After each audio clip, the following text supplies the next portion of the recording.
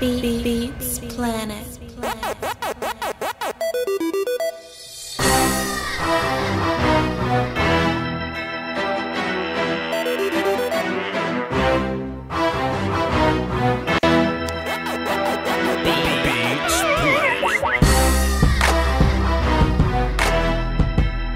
Somebody tell Russell Wilson we want to have a conversation with him. Somebody tell Russell Wilson we got something that we need to discuss.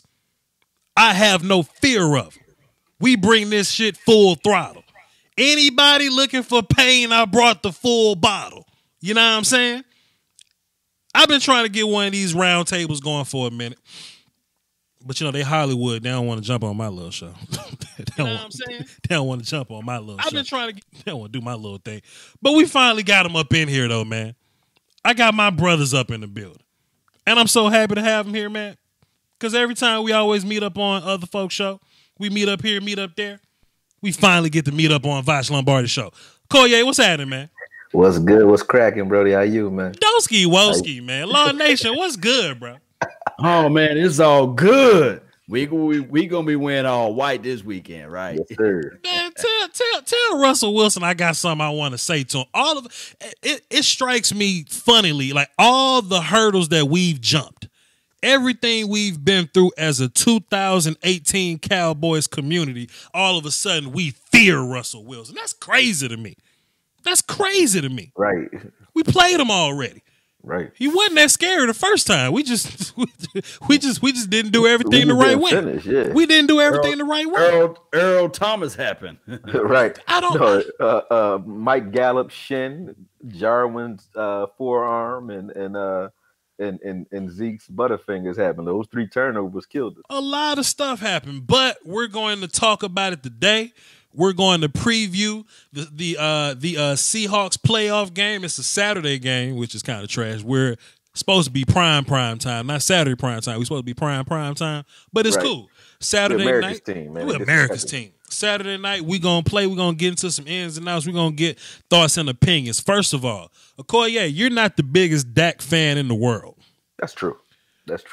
And I'm actually glad you said that because I did a video earlier. I haven't released it. Just me talking though. But I guess I can just reiterate what I was going to say live. You know what I mean? And just skip the video release because really I had to ask myself, man. I had to give myself a little G check, man. I'm like, look, man. You know, you don't like the kid's mechanics. You don't like the some of the progressions he goes through and his growing pains, but what I want and what you guys want is the same, which is wins. Wow. And the same way I critiqued him for the last 9 games of last season, that he was trash, which is true. And for the first 8 games of this season, he was trash, which is true. The last 8 games of this season, he's a top 4, top 5 quarterback. So, you know, you got to give credit where credit is due. Time about like 1, 2, 3, 4, 5 quarterback. If you look at his numbers, man, the boy got, I think 17 touchdowns and 2 interceptions or 4. I think it's 2 interceptions in the last 8 games. That's it. 17 and 2, I think his numbers were. And amongst active quarterbacks playing this year, I mean, Patrick Mahomes, Tom Brady, all of them, he top 4 in the last 8 games. So for me, you could say a lot. I've seen what I need to see. Dak Prescott, no excuses. That was done last year, and every bell that needed to be rung, and he answered the bell. Put it that way. Every round, like whether it's trying the deep ball, even though he's still not consistent with it, he's trying it, and just rising to every occasion. Like I said to you a second ago offline, man, I feel like Dak is Goku. Because he plays to the level of his opposition, whether up or down. So he just need to stay on the upward spiral, and he'd be good. But I don't got nothing else to say about the young boy, man. I want to see him progress. I haven't been breaking down film of him because I don't want to say anything negative right now. I don't want to jinx it because I've been making money off Dak too. I bet on the Cowboys like crazy lately. Get your bread, make your money, Yeah, I ain't saying nothing about it. I ain't saying shit. In the chat box, Nene Russell says, "Oh my God. I never thought I'd ever hear Akoye say that about Dak." That's facts, man. Well, money, Dak, man. Dak can make that money for you. Law. So how you feel about young Ray and Dakota? Because you know I'm gonna come to me be like, Voch, tell me something. Talk me off the ledge. I need answers. Like the Colts game really had you shook, Law. But like tell me where you at with Dak right now. My thing is with Dak, he's still developing. He's still growing, and regardless of what we look at it, the main category that requires for any quarterback is the W. And he putting up that W, 32 wins in his first 3 years. I do know I get ton of people saying that, wait a minute, Law, all those wins don't belong to him. But I guess the losing part does. I guess, the losing part does. Yeah, but no, you got to look at it from this angle. My thing is on Dak, he is a clutch guy. He put Mississippi State on the map, for crying out loud. Hell State. Shout out to everybody from Mississippi. But that's not easy. If it was an easy task to do, then they'll be on top of the map every year. So I think that Dak Prescott intangibles are just remarkable.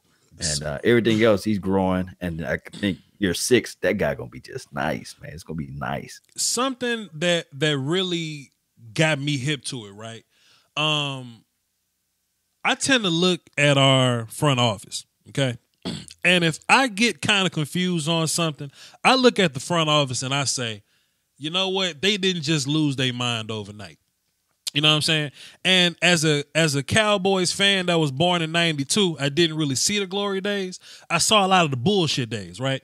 And it's hard to trust the Cowboys front office coming from that. But the past 7 to 6 or so years or whatever, the front office has been immaculate. For the most part, here, missing here with the whole Greg Hardy thing, whatever, couple draft picks there. For the most part, the guy's been amazing. The front office, that is, as holding down money, not getting ridiculous with the bread, keeping guys knowing who to draft, things like that. So when I hear our front office say, "Oh, we're excited about Dak, we're gonna keep Dak, we're gonna extend Dak," when I first heard it. And I was full-blown Tua Tagovailoa fever at this point. You and me both. Man, I wanted Tua Tagovailoa. And to be fair, I still love Tua, right? But it made me reconsider what they liking about Dak right now. And the only metric is the W's. No quarterback is perfect. And maybe we're looking at him with a microscope, but that bastard get the job done. And he got everything that you can't teach. Now, from the neck up, he's going to get better at that. Arm talent-wise, he is what he is. But he's going to anticipate better. He's going to read faster. He's going to feel pressure better. He's going to get that with age. Everybody does it. But his locker room is with him. His coaches are with him. And that bastard does not get scared on 4th and 15. Yeah. With the game on the line. He don't. That was ice cold. Yes, indeed, ice cold. And everybody want to look at other quarterbacks and say, okay, Dak Prescott should be around here and Dak Prescott should be around there. Everybody that says that. He's still going to frustrate you. Sure. Right. He's going to get on your nerves, but I'm going to stick with him until, he fall off a far cliff. I'm going to stick with it. Akoye, me and you haven't really had a chance to talk. Law has heard me say this before, but I think what's more valuable than a quarterback's traits or whatever, like arm talent, whatever skill set, what's more important is, can he work in our system? Right. Can he work in our system, right? Case Keenum with Minnesota is better than Kirk Cousins in Minnesota. Right. It's clear. It works there, right? So when I look at guys like Matt Ryan, who's not playing ball this week, Ben Roethlisberger, who's not playing ball this week, guys like Matt Stafford, like Joe that are clearly heads and tails arm talent better than Dak Prescott. Right. But our situation works, though. You get that boy a run game, you get him some defense, Dak Prescott's good to go. You get Aaron Rodgers a run game and you get him a defense, it still doesn't work with him. Right. He ain't playing football this week. You know what I'm saying? So I think there's something to be said about getting a quarterback that works and just kind of working with the pieces there. Oh, if we need a top-tier offensive line, let's draft some offensive line. I ain't worried about replacing Jeff Heath next year. Give me a guard or something. Give me a tackle that can play both sides. Right. I'm trying to build Jeff Heath alone, man. Leave Heath alone. Leave Heath alone. We got bigger problems. He had some bad games this season, but he had some good ones too. Leave him alone. And he playing in a new scheme. True. So coming up, we have the Seattle Seahawks. Akoye, Law, we can just kind of converse this thing from here on out. Do y'all fear the goddamn Seahawks? I respect them. It's a difference between fear and respect, man. Like I just respect them. Talk that shit. I don't fear them at all, though.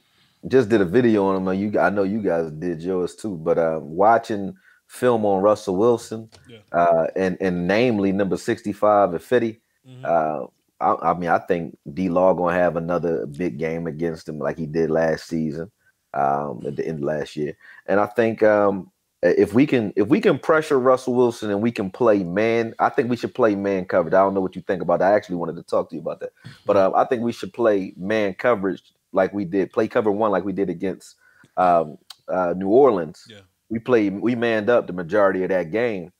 Because most veteran quarterbacks, especially Russell Wilson, they can pick apart zones without any problems whatsoever. And Russell Wilson will hold on to the ball, which allows his receivers to run through those windows a lot easier than any other team could. And he can evade you with his feet, so he can buy that time to do it, like Roethlisberger used to do. Yeah. So for me, I think manning up is the key to beating these guys, man. And if we go in there, if I'm right and Richard and those guys go in there with that mentality, I'm not scared of them at all. If anything, I don't think they'll do much against us if we man up. That plays into our strength. So Akoye, you trust those DBs to have their back turned against Russell?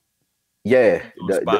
Who's going to spy, Jalen, or are you going to have either or Jalen and or Vander Esch, or use someone on the line for help? Or like I said, I call it we fence, man. You use a combination of schemes and tactics to stop him or slow him down. But if you said, hey, if we man up, Russell Wilson going to run the ball all day, that's it.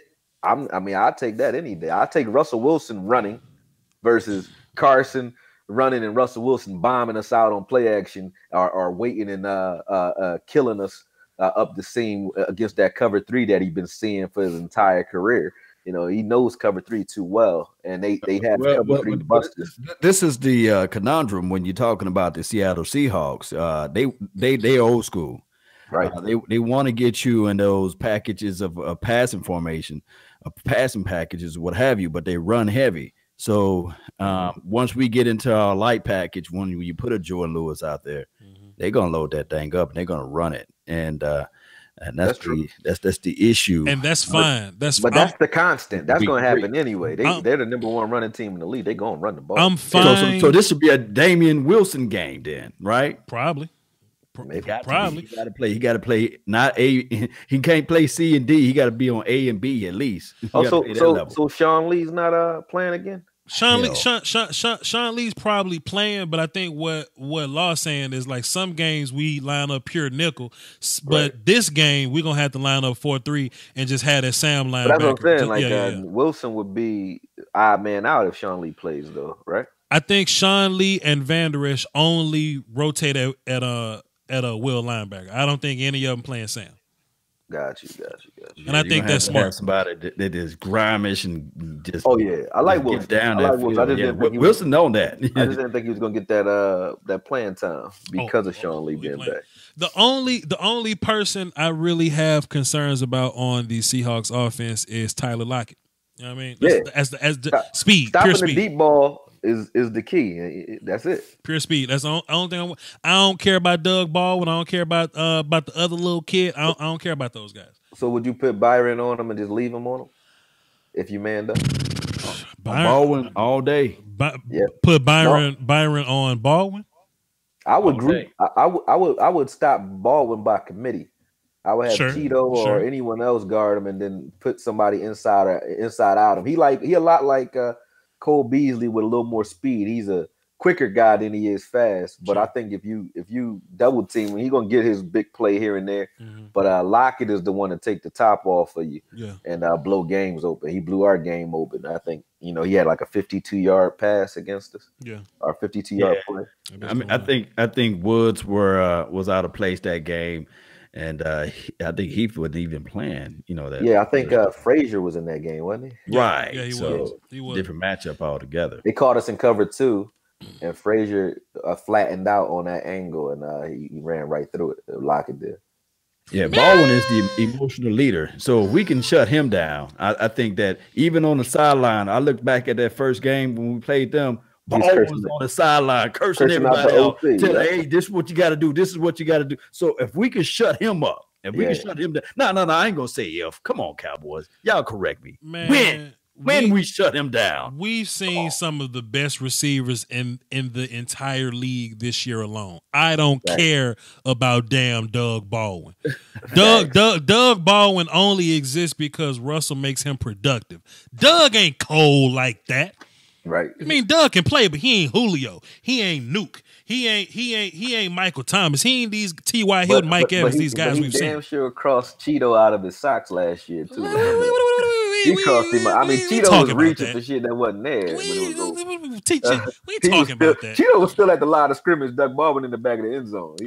That was over. It was done. I just want to reach out to my Cowboys family and let them know that we're going to be receiving a lot of hate from the anti-Cowboy union this year, this week in particular. I just want to let y'all know, no matter what happens to us, they going to find a reason to talk shit to us, whether it be, oh, y'all lost in the first round, or it could be, oh, y'all one and done, or it could be, oh, y'all just can't win the big game. They going to talk shit. Don't talk shit back to them, right? Because 9 times out of 10, they quarterback ain't playing.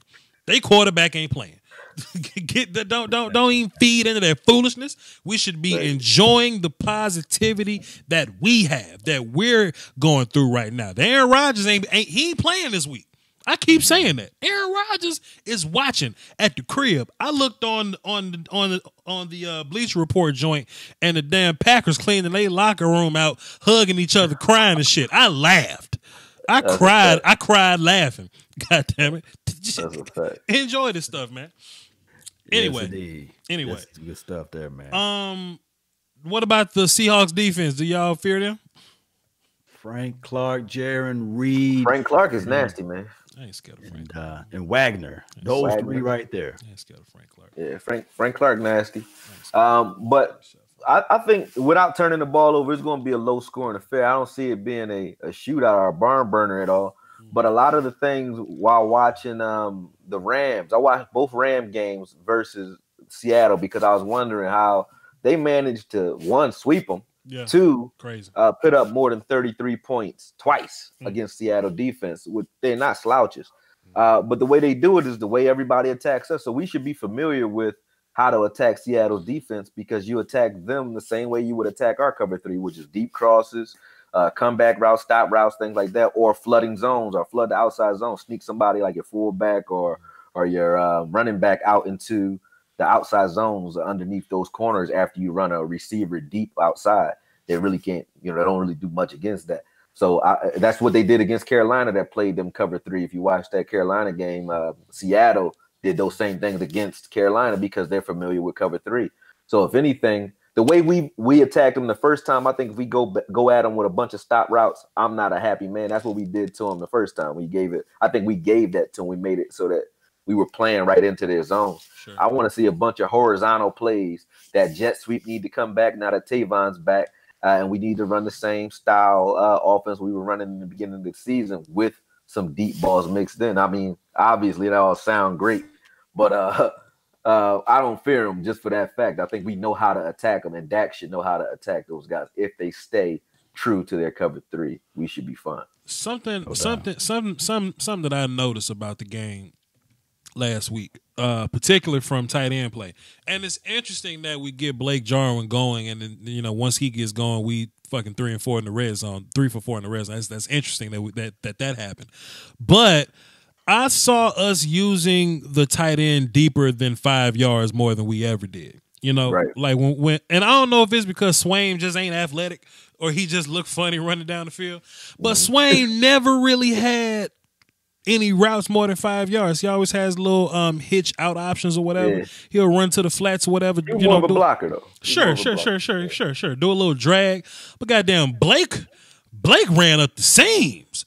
Blake ran some digs. Some Man, posts. Blake been doing that all year though. We just ain't been throwing it to him. Man, Blake did that all year. We threw it to his ass. We threw it to his ass last. We couldn't miss him this time. It was like they had a magnet on main man hands or something. Man. So I want to take. So right now, if you're the defensive coordinator and you got to play against Blake, do you put your safety or do you roll your linebacker over him, and then when he motioned into the inline block or inline route? So who do you put over him? So they're gonna robber him all day because they either gonna run cover 1 or they're gonna run cover 3. But they can't though. Watch this though, because when when we go back and watch the film on the first time we played the Seahawks, they damn near triple team Bs. Like they took Bs out the game. Oh, they can't do shit like that now. Excuse my friend. I don't want to Nah, fuck it. They can't. But look, Cooper exists now, and I think one of the biggest reasons Blake was able to get off, the seams were open because they had to play too high. You got to run underneath. They was buzzing underneath Cooper all day, taking those slant routes away from him and so on. So, yeah, you're right. Like, they wasn't expecting Blake to do much of anything. Honestly, Blake wasn't running wide open, though. Dak was just hitting them this time. He was hitting them in crowds of people other than, the 2 touchdowns in the red zone. Sure. There was a guy buzzing down or running into that seam, but he was coming down while Blake was rolling up. Mm-hmm. But on that one where Dak was rolling out, Blake had like 4 people around him. Still caught that shit. And I don't know what number 35. Yeah, I don't know what he was doing. He could have knocked Blake Jarwin's head off. He just ran right by him. Like, I guess you get one of those per year in the NFL, huh? That man wanted to go home, dog. Yeah, somebody's gonna run past the tackle. He said that was a business decision. My neck hurt. My back hurt. But some gonna have to give in a way that. Man, like, cause people have been asking me, yo, Voch, can you explain why Cooper's not getting involved? Well, because they doing what they got to do. Like, they're like you said, they're sitting on the short stuff and they're playing playing too high. And it ain't even regular too high. Like, they shading the shit out that safety up there. The Giants or whatever, they really put him close to the sideline. So deep middle was wide open. So.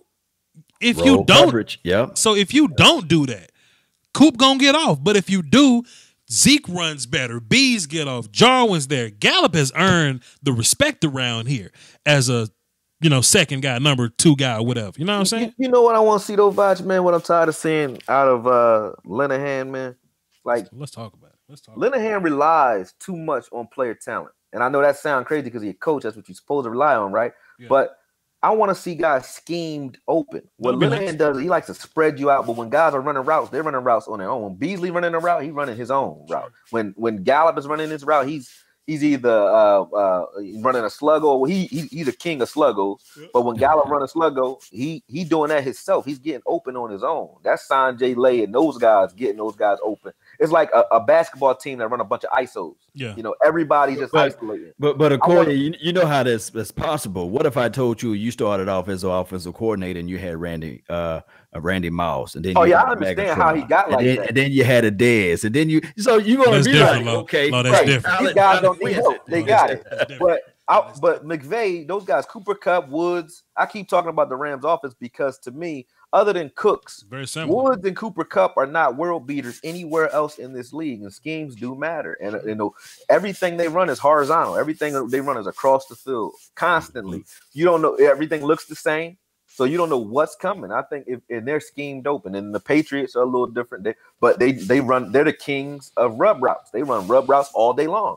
So if you were rub route and running screens and picks for Cole Beasley or for Gallup or for Cooper, like, it shouldn't be a game where you can individually take Cooper away if you put him in space and double team him. Yes, but we should team these dudes. Yeah, what's up, the king, man? What's good, man? Koye, what's up, everybody? I'm just gonna jump on and listen to y'all boys, man. That ain't how this work, man. That ain't how this work. Get on and say something, man. Yeah, you got that. Hold the time out real fast. First, though, I got super chats. The GOAT Steven Benzik. Here's some bread for you. Also, what do you think about the Bears versus the Eagles, man? Look, you drop money in my super chat. The Bears gonna beat the shit out of the Eagles just for that. Daniel DiBiase, he says Randy Gregory is the best pure pass rusher we have. Period. Okay, we'll probably touch on that, Dan. We'll probably touch on that. And Caesar Bell, he also dropped 5. Tell Russ that got them things, them hands. Fuss, what's good, man?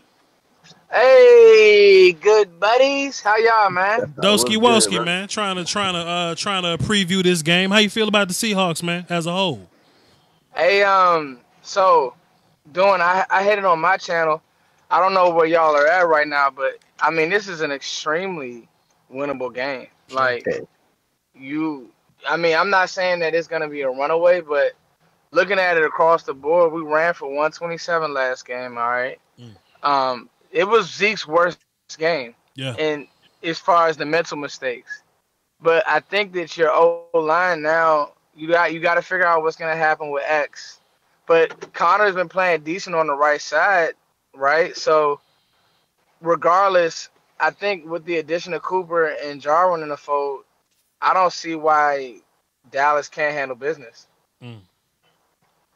That's the right way to say it, 2 Foots. Handle business, because in the last game, it wasn't like they was better than us. You know, we just dropped the pass here, turnover here, Zeke out of bounds here. And if those plays didn't happen, we at least add a field goal and a whole another, touchdown to the thing. You know what I mean? So I totally feel like if we just take care of business and don't do nothing stupid. Facts. Don't do I nothing just said that stupid. on your chat line. If we don't turn the ball over, we got him. That's it. Got him. Yeah, you know. But go ahead. I think and real quick, Boss, before you get back to doing your host deal, and shout out to everybody out there supporting us, man. Shout out to these brothers on this chat. I think the biggest thing with Seattle is, and this is the coaching kids, and I know Akoye, you work out boxers, and you're around kids too as well, by coaching and being. What Dallas can't do is, and that's why I like Jalen Smith in the fold. You can't get out physical. And there's one thing that I will say about Pete Carroll's teams. They going to be ready, and them boys going to hit. So you can't let some big plays happen where it's like, oh, shit, everybody just kind of looking around. He just got crushed, or damn, Dak just got crushed. Because I think that the fans will be in it. I think that the players will come out ready. But what you can't let happen is Carson rip off some big runs, and now they sideline turned up. And you know what I mean? It's just one of those things, like, you got to take the fight to them, because this Seattle team they're not going to give you the game. I'm telling you that now. Man, here's the thing. I agree with you, man. Here's the thing that I pay attention to, and why I've been making money this year, man. I got robbed for it, you know what I mean? But I've been making money this year, especially on the Cowboys. They cover the spread when I use teasers. But here's the thing that I pay attention to, and why I will bet, not only because I'm a fan, but I'm going to put my money where my mouth is when it comes to them. We've never had a team all the way around the board this young and this talented in the history of the Cowboys. I don't think. You got the Super Bowl run, but they weren't this young. They weren't this young. We're a young team. Everybody's hungry, flying around, and on defense. Even in our 2016 run, we had a better record, and better standing going in. But defensively, we weren't near the team that we are today. So as far as balance is concerned, we're far more balanced than we ever were. And then I'm saying that in a season where I still don't think Dak's played his best football. So if I'm saying that now, is our quarterback where he's going to be? No. Is our linebackers where they're going to be 2 years from now? Or are they progressing to that point now? No, they're not even there yet. But we're still talking, and everyone else is still talking about this team and this defense, and the overall team like they have a spark. So for me, honestly, I'm being honest with this one. I want us to win. I want us to go in there and kill Seattle.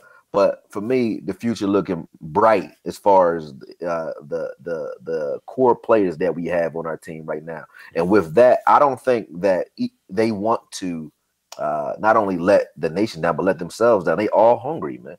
They all played beyond their expectations this year, barring some of our receivers that didn't really, spark off the way we thought they would with the new scheme or new Dak friendly offense. But barring that, I think everyone else, even Dak, has risen to levels that we didn't expect. The Dak and Cooper connection, all that. Like we have a lot of good starting points, and the foundation now is better than it was in 2016. And I was a guy who was so adamant about Romo coming back because I'm like, look, man, we got a team that can win now. You know what I mean? And that was then. I think we're better today. And I was also, and I am also a Dez fan. And I think we're still better receiving wise than we were then. Akoye, what was that analogy you was using when you were saying last year and year before that? Player acquisition. Building the building plane while it's flying. Yeah. Baby, now that plane is almost finished, bro. Yeah, that's what we're doing, man. That's what it is. That's all what you just said is what's going on right now. I tell you what though, it's while I was in the air. Peep this out. It's two things I can say about the Cowboys, right? That really prime them to be like a really good playoff team. And that's like mindset and like temperament. You know what I mean? Like the fact that like Dak's so tough, man. Dak's so tough. Dak could have easily got out the game and said, you know, coach, I'm done. I don't really, you know what I'm saying? Like pull me out the game and just lost, right? He didn't allow that. Dak just didn't allow us to lose, right? And then on the defensive side, I really think we got tough guys on defense. Antoine Woods walked up in Jameis' face eating a W and daring him to say something to him. D-Law not allowing people to celebrate in our end zone. You know what I'm saying? Like that's the type of temperament you got to have on defense because shit gonna get ugly at some point. Xavier Woods is knocking shitstorms. He's knocking the shit out of people. Stains out of people, man. We haven't had a safety that can knock the shit out you and cover since Darren Woodson. That's Foot's guy. And we haven't had one that was like guaranteed to kill you across the middle since Roy Williams. You know what I mean? Like, and Woods is doing both. He's covering and he's knocking the snot out of everybody that's coming across that middle. And it's not a fluke because he do it every game. He catch somebody, man. He called Sterling Shepard this last game. Like every game he catch somebody, man. He catching wreck for the last 8 weeks. So he's tearing it up. So going into next year, would you rather keep Woods for cheap or are you trying to drop 10 on Earl? Nah, I think if you can get Earl for a deal and you want to mix him into some sub packages and rotate him, great. But I think if you go and you were to show Woods your back by disrespecting the level of play that he rose to this year, I don't think we keep him when free agency comes out. And Woods is a homegrown late round draft pick that I think deserves every chance in the world to start. If you're going to keep Heath in there, Woods is definitely playing better than Heath. And I like Heath, and I like the way Heath is playing. But Woods is our best safety by far, period. Totally Woods is good at hitting now. He still got to cover out in space a little bit better. One of those touchdown passes from Eli, he had to get to that corner.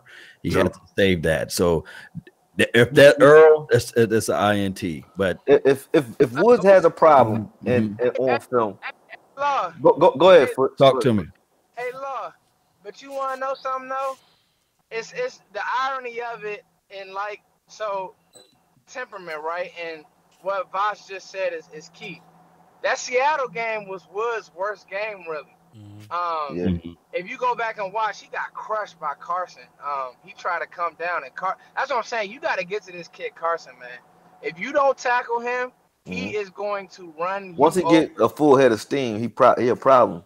Yeah, facts. So with Woods though, I'm leaning towards, even if I could get Earl on a deal, I'm leaning towards more Akoye because I like the way Woods plays safety, yeah. Like he tackled correctly. He trying to jar that ball loose. Now, the coverage things, I'll give you Earl Thomas. Earl Thomas a Hall of Famer. So I'm gonna give you Earl Thomas every day of the week. Right. But something about this X Woods that I like, and piggybacking on y'all youth movement. We the youngest team in the league, and we're drafted. Like, everybody on my defense is drafted. Yeah. Except for Antoine Woods. I give you Antoine Woods. And Antoine made me forget about the Quentin Osborne, man. Yeah, he made me forget all about young boy. His bowling ball built there. I'll say this, man. People been asking about, when it's time to pay people, who do we let go, who do we keep? I don't think it's much of a big deal because we draft so well. You know what I mean? Right. Like we're clearly gonna have to There's let gonna be some attrition go. there, but yeah, we gonna bring them in and replace them, just like we've been doing. Watch this. Think about how fast we transformed from Claiborne, Carr, Scandrick, Sensabaugh. You know what I'm saying? That was wild. Think about like Gerald Sensabaugh was just on this team a little bit ago. Think about how fast we just flipped that shit. You know what I mean? Just drafting can flip this whole team up. It's good now, and we play. Man, we gonna beat the shit out the Seahawks. Well, you know what? What's up, Eddie? You have to. When it comes to team building, you have to draft well. You're looking at a team, and I'm in DC. All right, and what you're looking at a team in the Skins, right? Yeah. Who don't hit. You know, Josh Doxson, many may think this is his best year, right? Mm-hmm. Michael Gallup has his numbers this year. All right, that's Josh Doxson. That's a number one. He's been there 3-4 years now, and he just hasn't caught on. You think about guys, I mean, just around the league, teams don't draft well, so therefore you're forced to go out and reach in free agency like Dallas used to do. Right. And you don't have the guy. You haven't had the guy in your building, so he's not bought into what you do scheme-wise, what you do as an org. Culturally, and yeah. You know, right. Like, prime example, another Skin. There's no way Josh Norman was worth anything close to $74 million. Truth. We know that. True. But the Skins reached. They didn't get anywhere near the value. And so now, while we're developing a guy like Byron Jones, who was out of position, you know, they overpay for a guy who made no plays this year. Their team's in shambles. Their cap's going to be all out of sorts. So it's just one of those things. I think we'll just be fighting to pay our own. We know Zeke's going to get paid. All right. You know, Dak's going to get his money no matter what anybody thinks about him. So I think it's a good problem to have, fellas. You know what's going to happen here, man? What has to happen? What's mandatory? And I said that after our little I guess my moral victory speech a second ago because we're so young. But what's mandatory for us to be able to keep these guys is building a place that they want to be. So winning. Earl Thomas is pissed off at the Seahawks not just because of money.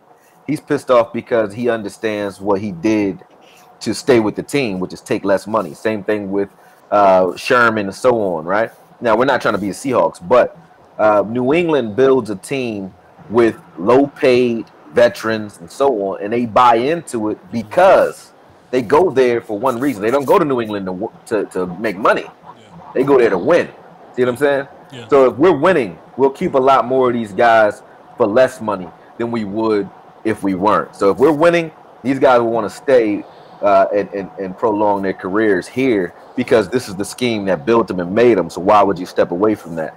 I mean, a losing team, obviously you're gonna try to get out of there. So as long as we're winning, I think we can build a culture that people will buy into and want to stay around even for less money. And let me piggyback off of what you're saying about that, Akoye. The thing is, I think the temperament and the social, cultural that we have with Byram Jones of the worlds and the Cheeto Woozier, whenever these guys do demand the money or the Joy Lewis, I don't think they have that mindset of saying, I'm gonna sit out. You know, I think that the close brotherhood that everybody got on this roster, like you just said, I think that's what holds everything together. They don't have a personality like a Richard Sherman. They don't have a personality. You know what? They ain't one on this team. You know what? Right. You know what? One person. Look how humble Anthony Brown Well, you is. can't really do that here anymore, though. Like Jerry got to be the loudest voice in the room, otherwise you got to go. I'll say That's this though. Jerry is. I'll say this though. Listen, Pete, Garrett guys is a real thing. You know what I'm saying? Yeah, that's a true thing. It really is. Look, they say D Law, we gonna hit you with the goddamn franchise tag. Law said, cool.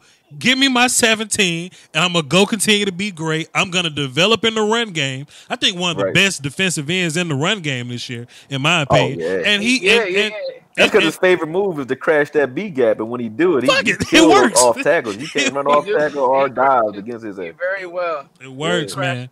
He's one of those DNs that you can move him inside, and he won't lose much. And see, the thing about D-Law and a lot of these guys, even Jordan Lewis, I think people forget that Dallas took a chance on Jordan Lewis. Sure did. So he had a case. He had a domestic abuse case.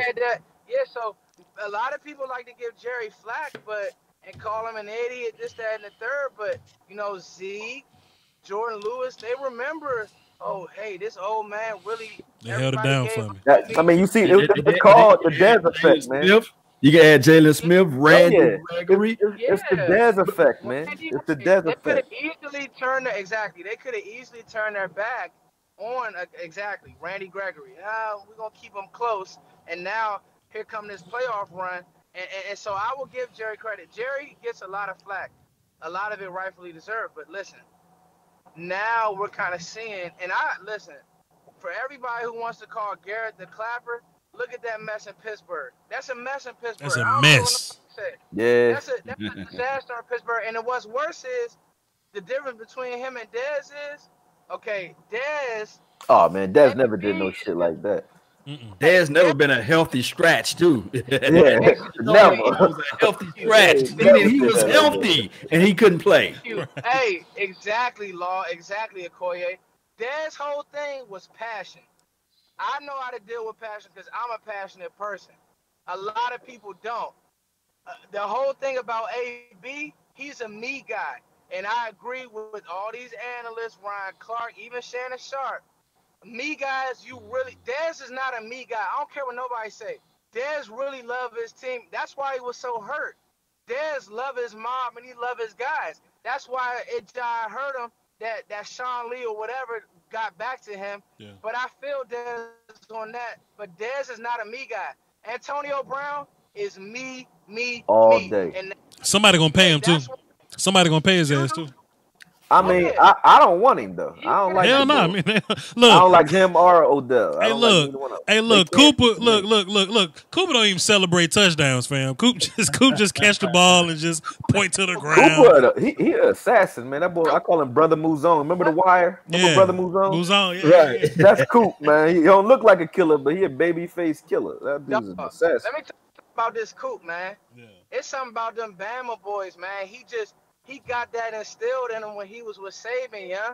Like, you could see it. You could see it. And he was playing with trash quarterbacks at Bama. So that's my thing. Like, yo, the thing is, while we give Garrett a lot of flack, I said it a long time ago. This team will not quit on this dude for whatever reason. Maybe y'all can answer it. This team would not quit on Jason Garrett. Well, let me say this. I'm just gonna pat myself on the back because I've been saying this shit for 3 years right now. I've been saying this shit for a while, and y'all motherfuckers been ridiculing me. Y'all motherfuckers been calling me crazy. Y'all motherfucking chat box been all. I've been pro Jason Garrett, and I've been screaming this. I know you're not. I've been screaming. I've been screaming the same thing the whole time. Man, look, we can look at all of these little intricacies and everything, but do they play for this guy? Pete Carroll is the same kind of coach. Pete Carroll ain't a real genius like that, but his players love him. His players run through a wall for him, and these guys never quit on Jason Garrett. Going from 3-5 to 10-6 is wild in the middle of a season. Is wild. Well, because going and spending a first round pick on a receiver in the middle of the season is wild. It don't matter. That's when the change happened for real. It don't. Guys, it was an even year. That's what happened. I'm telling you guys. Every even year. Oh, you do say that. You say that all the time. And for me, it's like this. Look, I don't care what pair of clothing Wins wears. You understand what I mean? Like if a Win come in the package of Jason Garrett, I mean, cool. If he can do it, do it. I don't like the way Doug Peterson coached, but the dude won a Super Bowl. The motherfucker won. You know what I'm saying? That bitch won. So it's like at the end of the day, you know, if Jason Garrett can take this team and win, and I'm holding myself down until then, but if he can take this team and win, you won't hear me say nothing about the clapper no more. I still gonna bust his balls, but I ain't gonna try to get him out of here. We gotta understand too when it comes to Garrett. Garrett, he said, you know what? Because he knew his job was on the line. You finish 7-9. Jason Garrett not the coach of the Cowboys. Sure. So he literally coached his way into an extension. But we also got to understand this. Jason Garrett deserved credit because you got to believe Jerry said, Jason, you tied to this Amari Cooper signing. Yeah. Right? Yeah. So I'm going to give you every opportunity to save your season. And guess what? Jason Garrett he saved his season, dog. Like, you can't tell me understanding the moment is big, man. You got to understand the moment and understand the gravity of the situation you in. But see, I've been saying this on my channel for years, dog. Like, for years, but since the draft, I said, yo, Deontay Thompson, I like him. He's just a guy. Alan Hearns, the minute we signed him, you can go look at my video. Yeah. Okay. I said the same thing about him. Everybody tried to kill me for that. Yeah, like I was like, yo, he was inflated by number one. That Jacksonville team was sorry as hell that year, his 1,000-yard year, and they was playing from behind all the time. So defenses are playing soft coverages. He's getting a lot of looks, but Alan Hearns, he's just a guy, like, legit. And so they got fooled, and then, you know, he made a decision. Garrett said, you know what? I got to save my job, and he was able to do so. Yeah. And I respect that. Like I said, I respect it. I respect what you put on film, and then if you go out and do it, you're doing it, man. I ain't saying nothing about it. Garrett is winning. You know, that's it. And people say, "Oh, well, now you wanna be happy with him because he's winning." Well, why not? Ain't that what the fuck we here for? What are you talking about? I tell you what, man. Yeah, like I tell you what, man. If we win a damn Super Bowl with Jason Garrett, I'm gonna clap everywhere I go. I'm gonna be. Man, I'm gonna be in both, traffic. man. I'll be right with you. I'll wear one of those clapping Mickey Mouse hats. I'm man. being I'll traffic. let my hat clap for me. I'm gonna be in the goddamn produce section. I'm gonna be watching in game, just clapping, just all. Man, like I never had a Super Bowl in my lifetime. I was born in '92. Born in '92. Like I wasn't really football guy then, right? But if you take me on this journey, part of the point of being a fan is the downtime.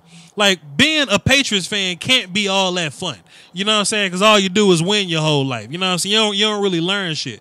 But to go from Wade Phillips to Jason Garrett, you know what I'm saying, and then be bad, then be good.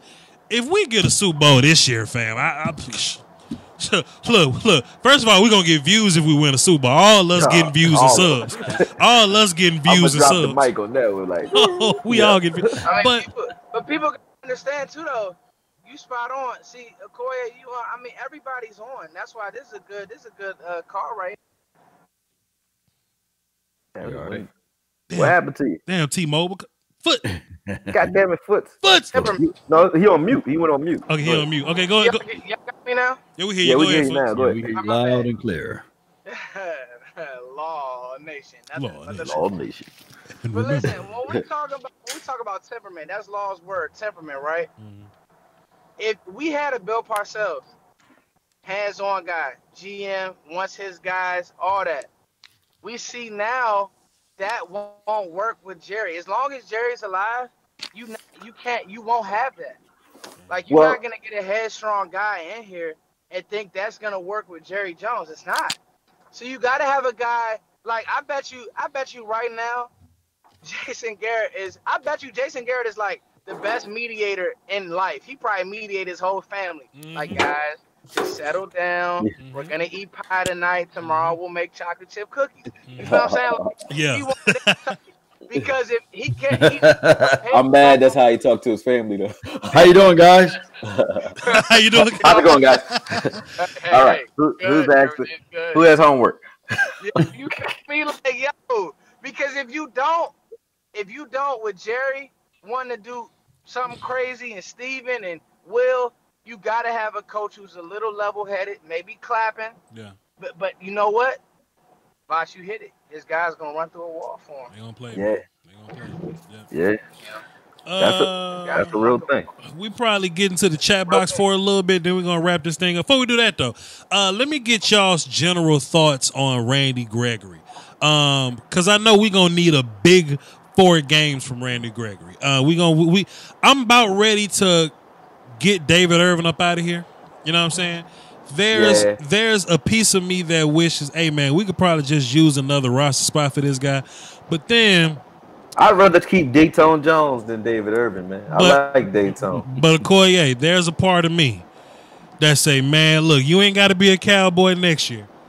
But if you just do David Irvin shit for the next 4 weeks, I'll leave you alone. There's a part of me that feels that way. Get your fresh ass out here and do David Irvin things for 4 weeks, and you can go on about your way. You can go play. Is he playing this week? No, he's Belly Irving, but he's back to Belly Irving. Oh man, he out of shape. He didn't get his conditioning together. Oh my God, man. Yeah, I'm done with him for that one right there alone. That he remind me of the defensive version of Josh Gordon, man. He just can't get right no matter what. But Akoye, but when he on the field and he hit Aaron Rodgers in the mouth and he do that damn Superman That's why I say shit. he's the defensive version of Josh Gordon, man. When he on the field, he a beast. But everywhere else, he's a whole asshole. Excuse my French. Man, but that's just crazy to me. But as I didn't know he was healthy enough to play. But now that I know that and he's just out of shape, that's crazy. But my overall feelings about Randy. Yeah.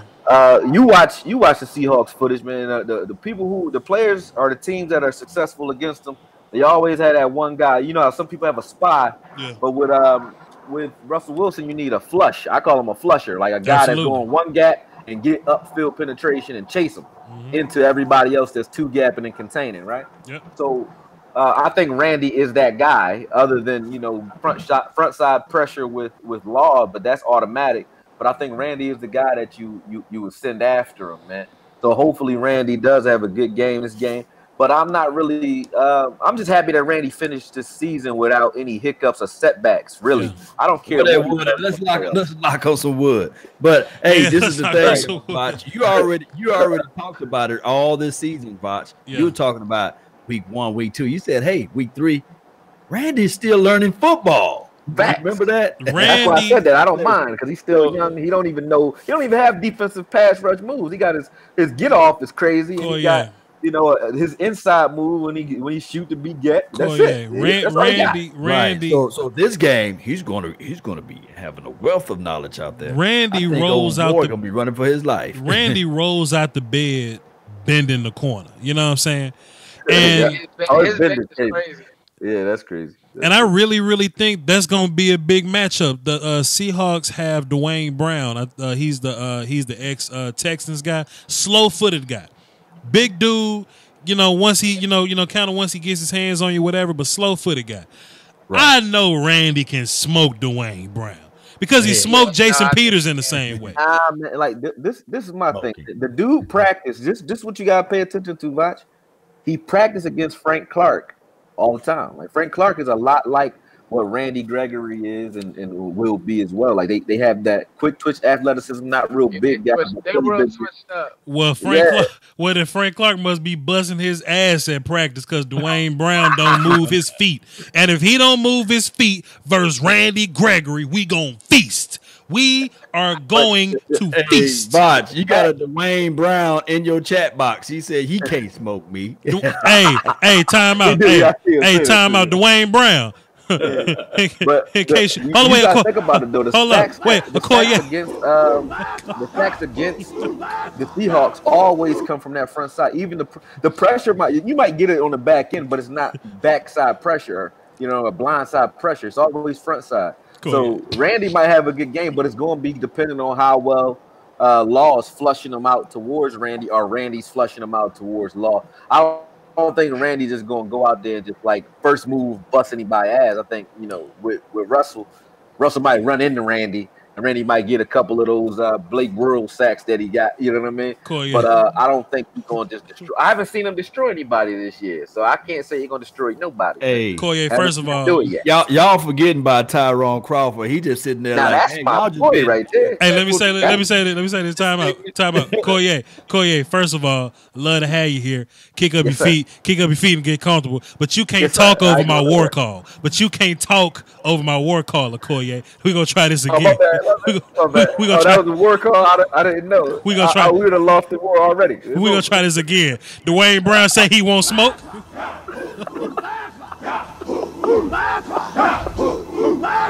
Yes, sir. Don't be talking over my war call, dog. I stand corrected. But I would not have it.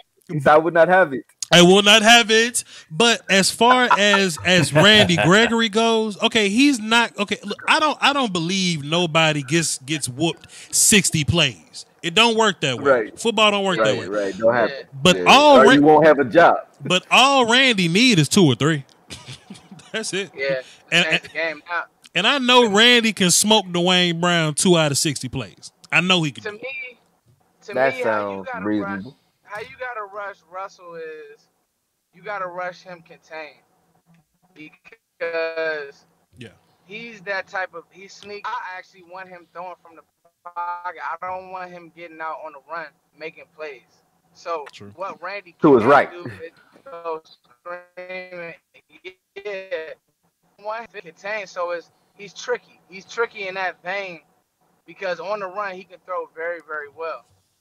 All right. So and you got to change his angles in that sense. So I like what you're saying about maybe doing some things in the beat, maybe attacking him and sending pressure at his face more or Right. less. Now, Because go ahead.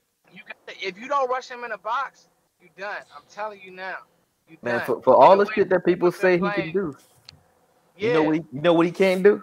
What he What cannot that do? can do that Russell Wilson can do? What's that?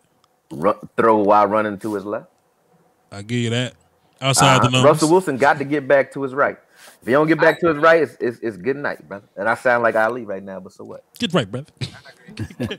I'm very excited, man. I'm very excited about this matchup. I feel like as long as we block the mic, everything else gonna fall into place. There you We go. gotta block the mic. I want to know what y'all was gonna think about that boy Bobby. He playing at a crazy level right now. Bobby a gangster, man. Bobby a gangster, and he makes me nervous. But yeah, it's not. Let me ask you this.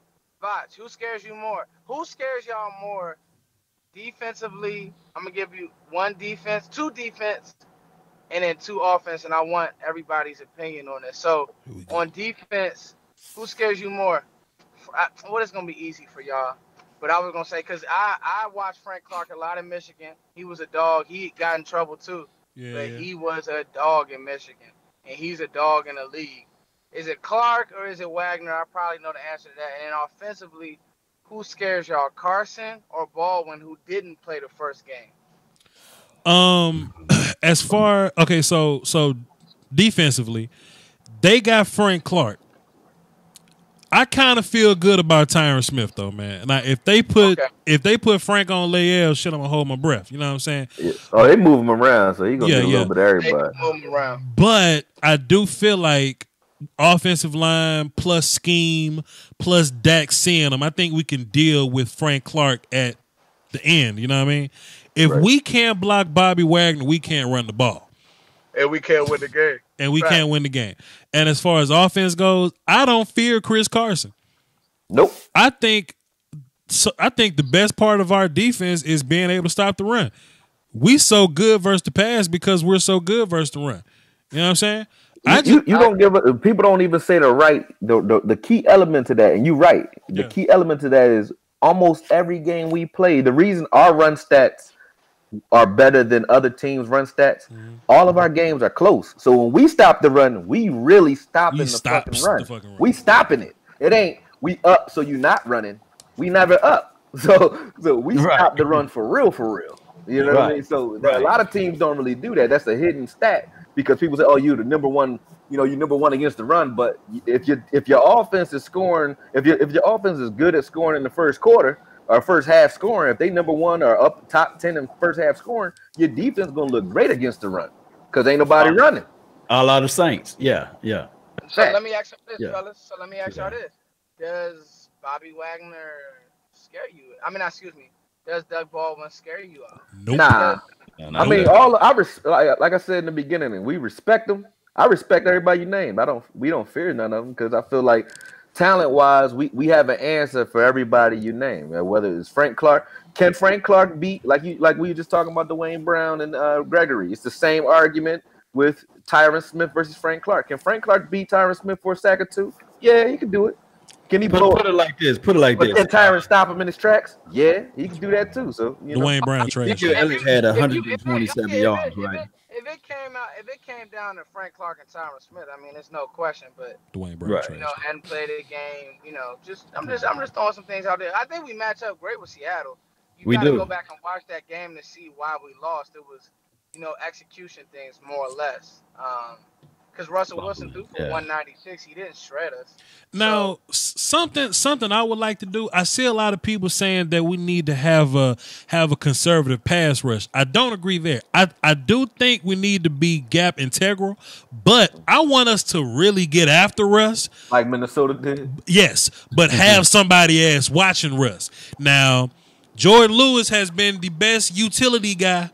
You know what I'm saying? The past couple weeks this year. I wouldn't mind on third downs getting that little nickel package and say, "Hey, yo, Jordan, just go follow Russell Wilson wherever he go. We're gonna release the dogs. We're gonna rush him, and you just kind of chase Russell Wilson." I would love to see us do that. I agree. You just gotta tackle well. Like that's what Dallas does so well, yo. Like get to ball and make a tackle. That's what I preach to my kids. Like get low, and that's what I ain't gonna lie. That's what scares me about Carson.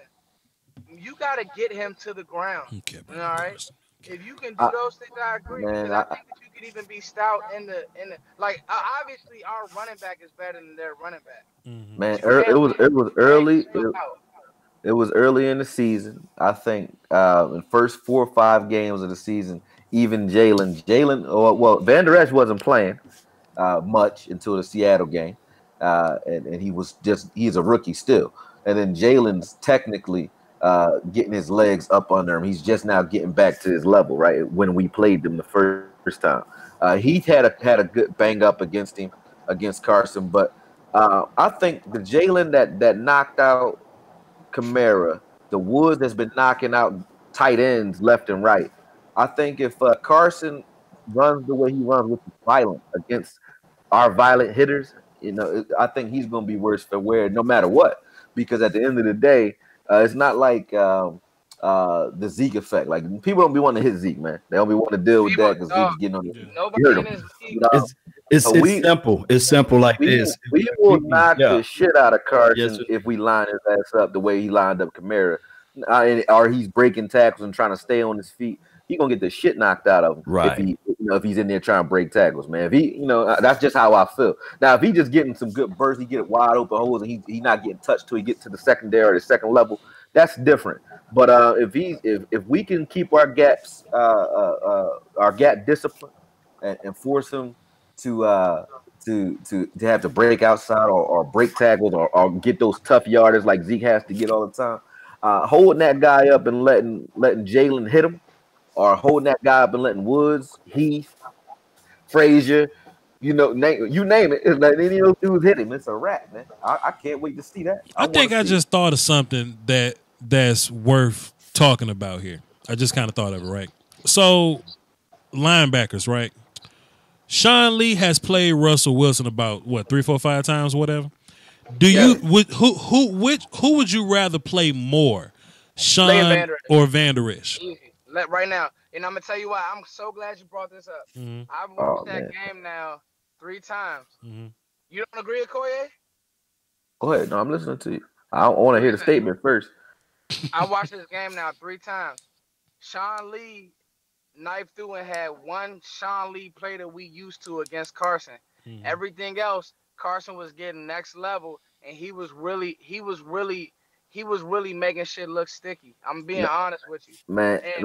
Right. And I know exactly what play you talking about. Man, you talking about the first, like on the right side. No. Knife through him, and he got the ball. Yeah, we got a discussion. We got a discussion. I will not talk to him. No, go ahead.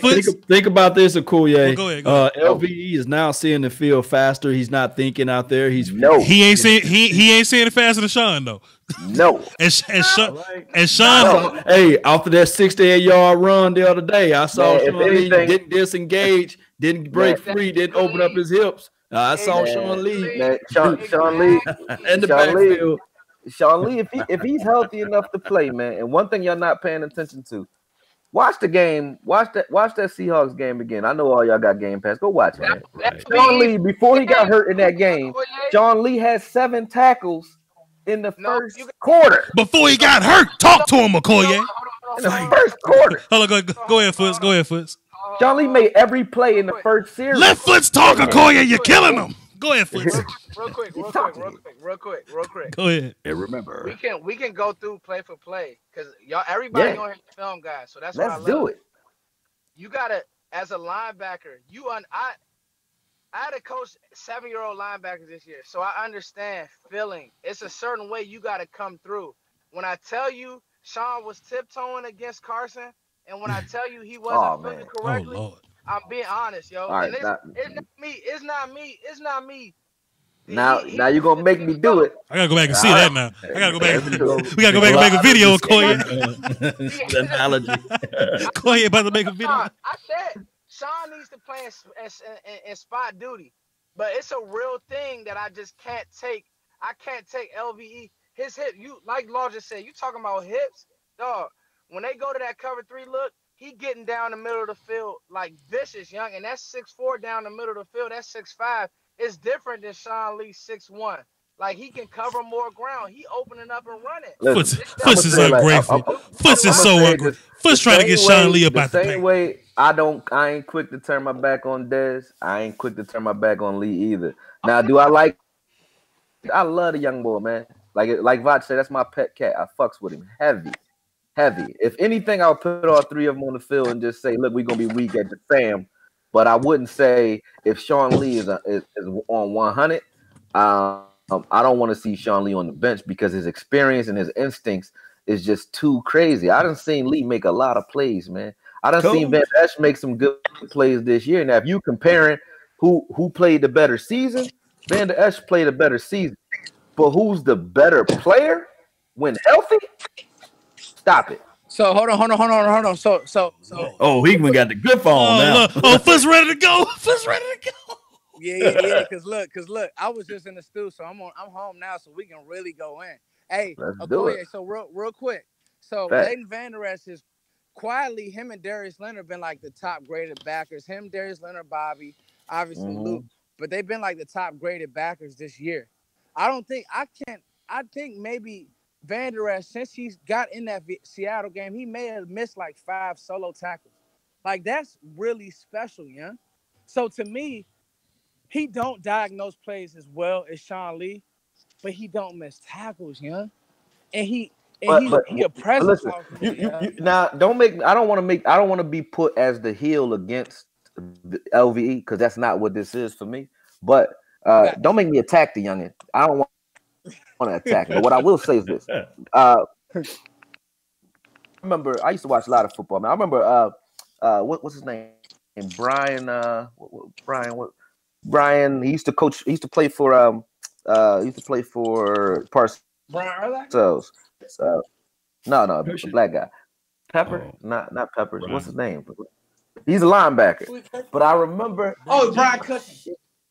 No. Brady James. Cushing, man. Come on. Stop it. Y'all killing me. He's an old school player from the 90s, man. I was born I don't. His name eludes me, but he was coaching for Atlanta for a little while recently. Cox. You talking about Cox? There you go. All right. Now I remember him talking about Keith Brooking, when we got Keith Brooking, and they talking about Keith Brooking. Now I'm not comparing LVE to Keith Brooking, but he said something that makes sense. They say Keith Brooking get a lot of tackles. Keith Brooking do this, that, and the third. He said, "Hey, yeah, it's always 7 yards up the field, though," and that's because Leighton Vander Esch is our space player. Because he play 8 on 8, he plays great in space. Talk to him. He's like a big ass safety, but making plays behind the line, at the line, stopping the ball. That's not his thing. His thing is cleanup. He will clean everything up. He will clean everything up if you flush everything to him. If you throw the ball at him, he's solid. He's solid in space. He's what Bobby Carpenter was supposed to be. He is that. Right. I give you that. But stopping the ball or affecting the game at the line of scrimmage or stopping Carson, if you saying stop Carson and you saying Leighton is better suited to do that than a healthy Sean Lee, then you tripping. My only point is that Russell Wilson is going to do a lot of Russell Wilson shit.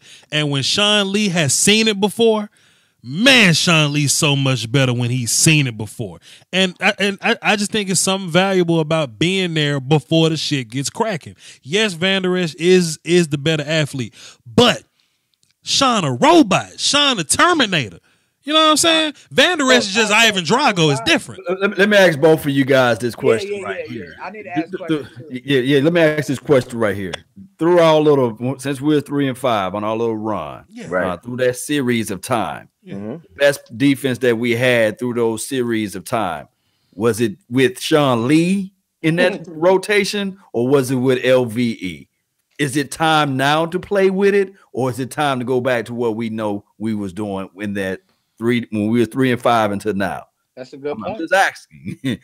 I mean, you said dance with the chick who brung you, but we ain't playing. We ain't. Well, Akoye got we a ain't at the phrase same for everything. prime. Wait a minute, This time ain't out. the same Time prime. out. You know what I'm saying? Time This out. is a whole Wait a different minute. dance right here. Wait a minute. Because I know a known commodity is better than a variable, but I'm gonna say this right now. We already know what Sean Lee what he did last year, what we did previous years, or what have you. But he was healthy when we played against the Carolina Panthers, and I saw this little guy, number 22, shaking and diving and ducking and dipping and jumping over, and he falling over the body, and he's trying to tackle the guy. And also, I agree with Akoye. Right. Talk about, hey, it's 7 yards deep when LVE hits you. When he but touches you, at least he don't get behind him. Oh, so I'm true. seeing Sean Lee, he's trying to wrap up and tackle number 26, Saquon Barkley, and he's just falling off like butter. Now, granted, I don't think that nobody on the Seattle Seahawks got a Saquon Barkley, and Carson, he can't catch the ball out of the backfield. So he's limited in a sense. So to me personally, I'll just still say, hey, ride with the horse you rode in on, and then you will sprinkle in Sean Lee, and damn it, next year you figure that thing out then. Y'all so disrespectful. Y'all so obvious rushing downs. You should see Sean Lee in there along with Wilson. Y'all make me sick. And then in the nickel, you should see Andy Ashton there. If they come in a spread form, it should be 54 and 55 out there. And if they come big, you gonna throw a dry rookie out there on nickel? Time out. On limited downs. Law Nation. He's a dry rookie at that point. If you spread them out, even sweating. I mean, they're gonna run that every third down. They're gonna be in a pass look. He's gonna play 2-3 downs a series. If we three and out them. If not, then he's gonna get his tick because they're going past the ball. I'm not saying don't put him in that, but he third down at least. I don't know, man, about Akoye, man. I'm scared about that. I like Sean Lee on rushing downs, man. I like him against the run better than I like Sean Lee against the run better than I like Jalen against the run, man. I'm saying that out loud. Jalen learn how to slide. Don't touch Jalen. Listen. Jalen. We've been listening. Sean Lee and Joe Thomas both do what I call skiing. They ski through the line. They don't blow up blockers like Jalen. No, but they know how to ski. Sean Lee will beat you to the point coming downhill almost every time. That's what he do. Then when he's healthy. Now, if Sean Lee not healthy, sit his ass down. Just like we said about Woods. Woods wasn't healthy when we played him the first time, and he looked like he wasn't. Right? This feel like when you have two good quarterbacks, you got none. How the hell y'all gonna let Law Sean Lee versus the run is better than Jalen versus the run. How the hell y'all gonna let Law ungrateful ass say you gonna sprinkle Sean Lee? Ungrateful, right? You don't sprinkle. All that he's done for us. Don't sprinkle Sean Lee. That's disrespectful, Law. Don't say that. You don't sprinkle Sean Lee. Here we go. Sprinkle. This is what we got to find out. Right now. Foot's indoors, man. Foot's at home. Foot's chilling. Hey, Voch. Kick the shoes off. What we got to find out is exactly what Law just said. Because to me, all right, you see it's something to be said about rhythm, okay? And it's something to be said about, cohesiveness. So is it one of these things to where let's say you want to sprinkle Sean, or maybe even let's say we start sprinkle. Sean goes. We need to sprinkle Joe Thomas in there. That's who we need to sprinkle in. Don't sprinkle his ass neither. You don't know how many games I didn't watch Sean come out the game, and you like, dude, what happened? Literally what happened? That ain't our argument though, because but that's my thing though. You gotta understand, Akoye, we can't. This the playoffs, is that 100% like you just said? Yes, sir. If you play around with that thing, I'm telling you, why would you want LVE getting warm in the second quarter? He gotta get in there and get thumped. That playoff football vicious. And the thing is, Sean Lee ain't never won that. Listen, Yo, I'm gonna ask you who Now we Sean playing, Lee though, ain't man. shit. Now Sean Lee ain't shit. Oh, God. Man, listen, I'm gonna ask you, who are we playing? We playing a rushing team, right? First team, yeah. Yeah. I don't care what you say about LV. His skill set, and we both know it, and all know it, is passing game. All right. So I'm not saying if you're playing the Saints, you don't want LV in there. I agree with it then. I agree with it when you play anybody. That's a pass first team, a pass first offense. We're playing the number one rushing offense in the league, and you need guys who can stop the run. Now, do that mean that LVE should just be getting in the game in the second quarter? Hell no. You should let him play. Yeah, he's gonna play. Now, you ain't asked that. You ain't say should LVE play at all and Sean Lee just take all his snaps. Nah, that shouldn't happen. But how are you? So let me ask you, how are you getting all three on the field? What's your rotation like? Because to me, linebacker is not you can rotate linebackers, but those two, you got to be in there to really feel the game, and you know that. Like, yo, you can't play around with that. You can rotate D line. That's different. Those guys get winded, get tired. You're asking them to do more and more games, more stunts. But when you talking about linebacker, it's a rhythm type thing. You gotta get in the rhythm of the game, the speed of the game. Well, Jalen ain't coming off the field. I'm gonna go ahead and say that right now. Man, it was 56 snaps. I did the whole breakdown already. So, like I said, a healthy Sean Lee. Go to watch Sean Lee Formless on my channel. That's all y'all gotta do. Go watch that. Right at the end of the day, watch what team he was playing in that game. All right, he was playing the Seattle Seahawks. It was only 56 snaps. Yeah.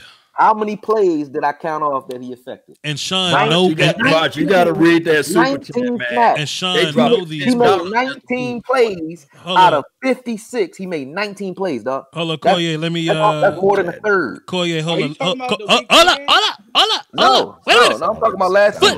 Hold up. Let me. Money is way more important to y'all. I got to catch up on these super chats. We're gonna get right back into it. Time out. Here we go. So Joseph said, Vachinlaw, can we compile Dak's game-winning drives? We will do that. Thank you, sir. Mr. Truckee said, smash the like button. Support Cowboy Nation. Salute to you, sir.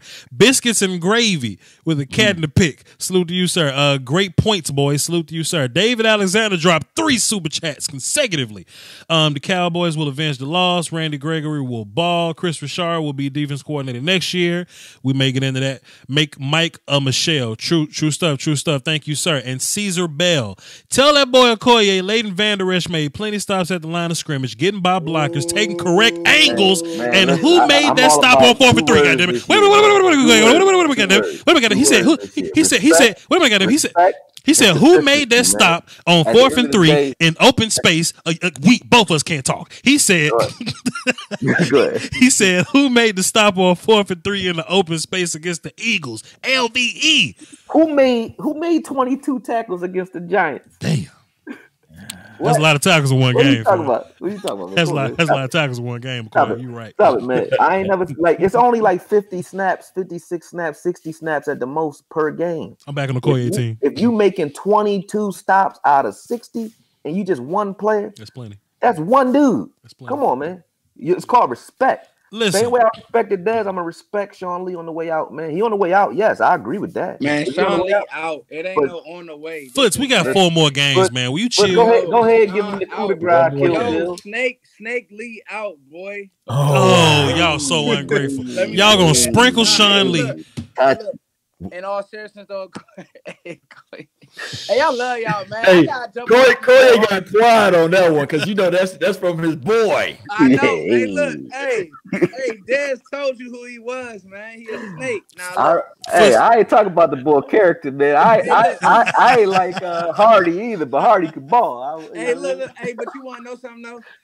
You know, listen, Sean. So this is what I'm giving Sean. Sean. When it comes to anticipation, yes. Sean he's king, and he's played in the playoffs, and he's played the Seahawks. Y'all remember that DeMarco Murray game, yeah? The first game DeMarco Murray came back with Philly. Sean was smoked him. Listen, man, Sean Sean real. Lee But my thing is though, Akoye. Go ahead. This kid, Leighton Vander Esch, has proved the whole Cowboys nation wrong. The whole, and I was care there what right with you at draft day, man. So I know. Exactly. We was there. Me and Voch was together, and I don't care what nobody say. There's gonna be somebody who come on the chat and say, "Oh yeah, I saw something in Leighton Vander Esch." No, you didn't. You lying. Stop lying. I always like Vander Esch. You lying. You lying.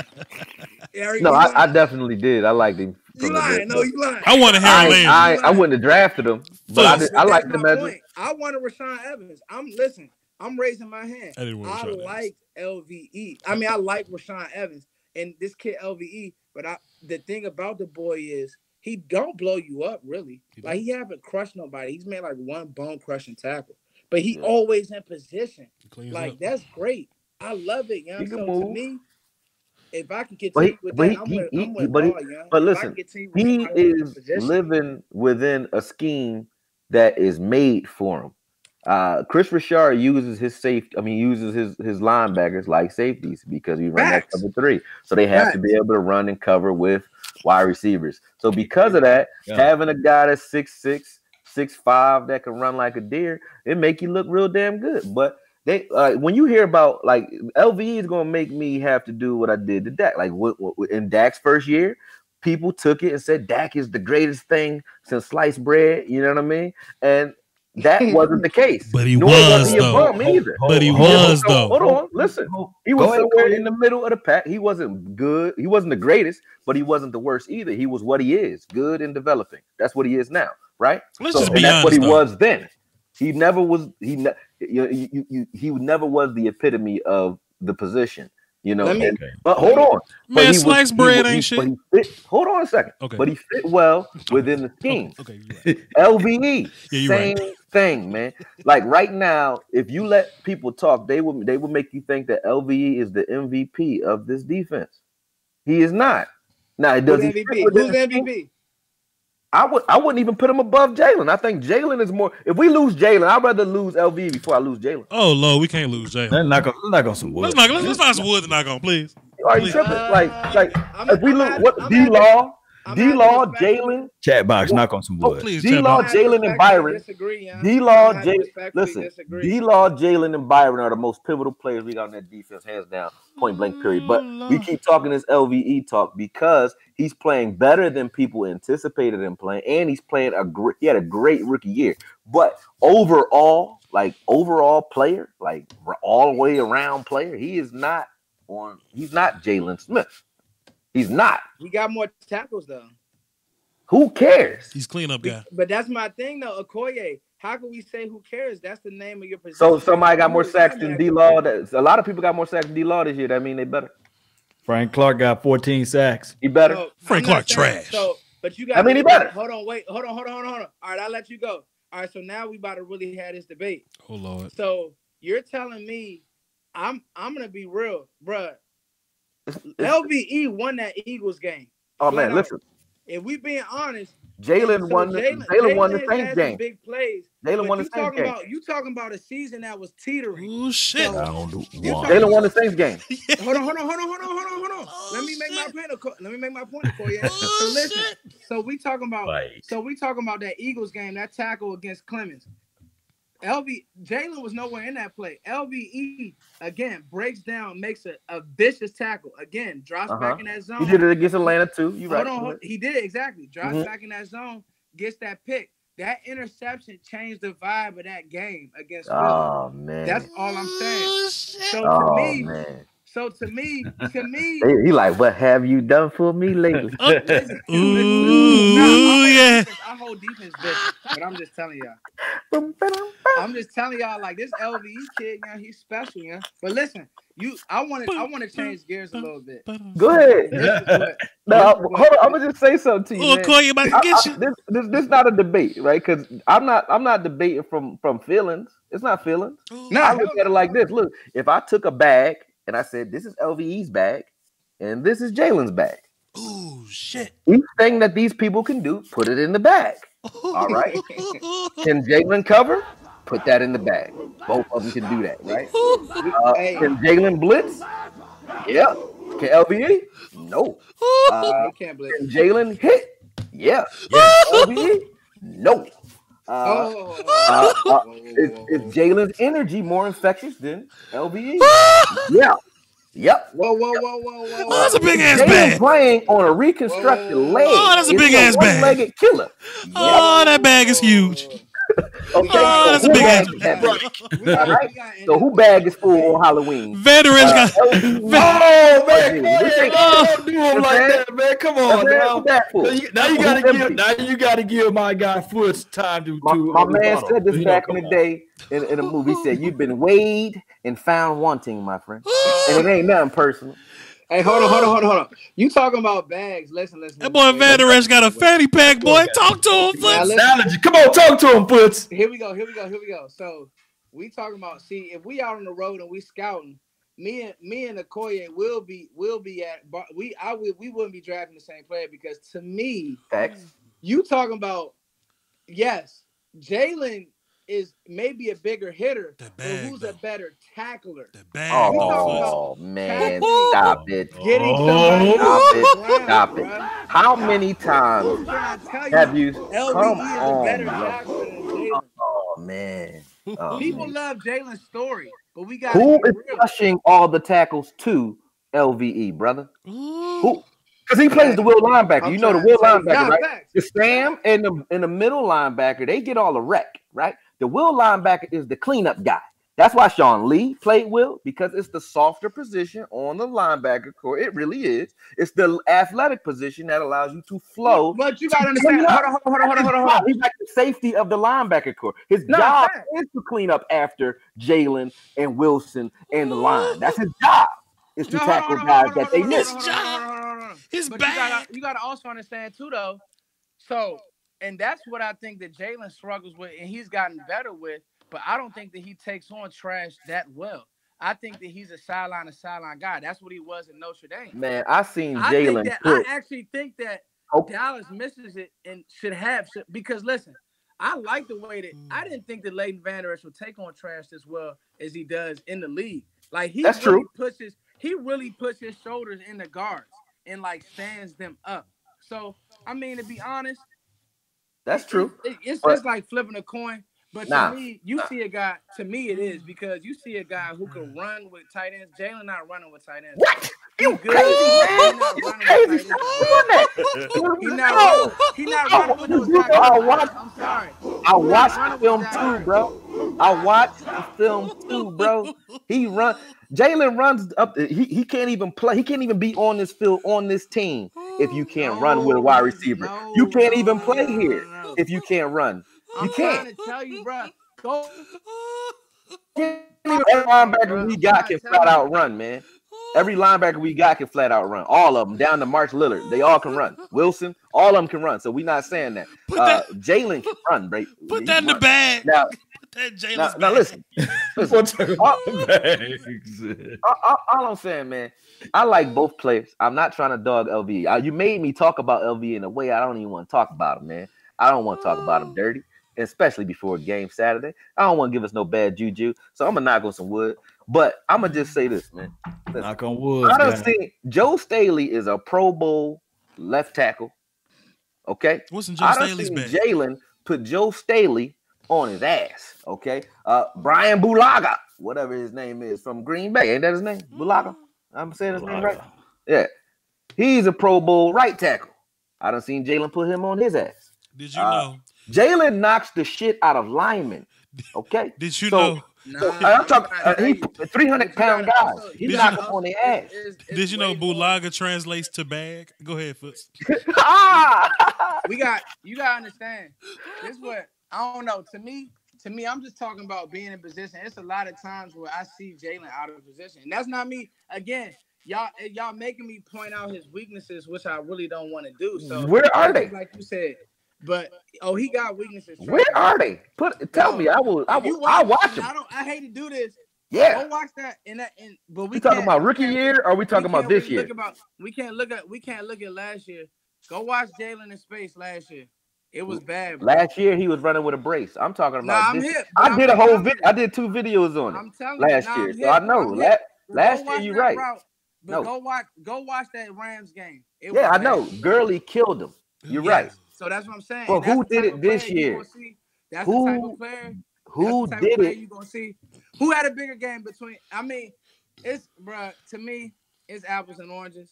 Yeah, it's bags and purses. The one is bad, but to me, it's not because we didn't expect LVE to be good. It's because he really bumped. I know what it is, man. I need to do a Jalen breakdown. That's what I need to do. You just inspired me, bro. I got to show you now. I got to show it. You bet not. Because Jalen is beasting out. Yo, there, why the champ you got mad at me? I don't. No, you got respect. You got respect, Jalen, man. Like Jalen do all the dirty work. I know his brother. He do all the dirty work. That's like saying Crawford ain't that boy on the front. But Crawford is probably one of the more important linemen we got, other than D-Law, is Crawford.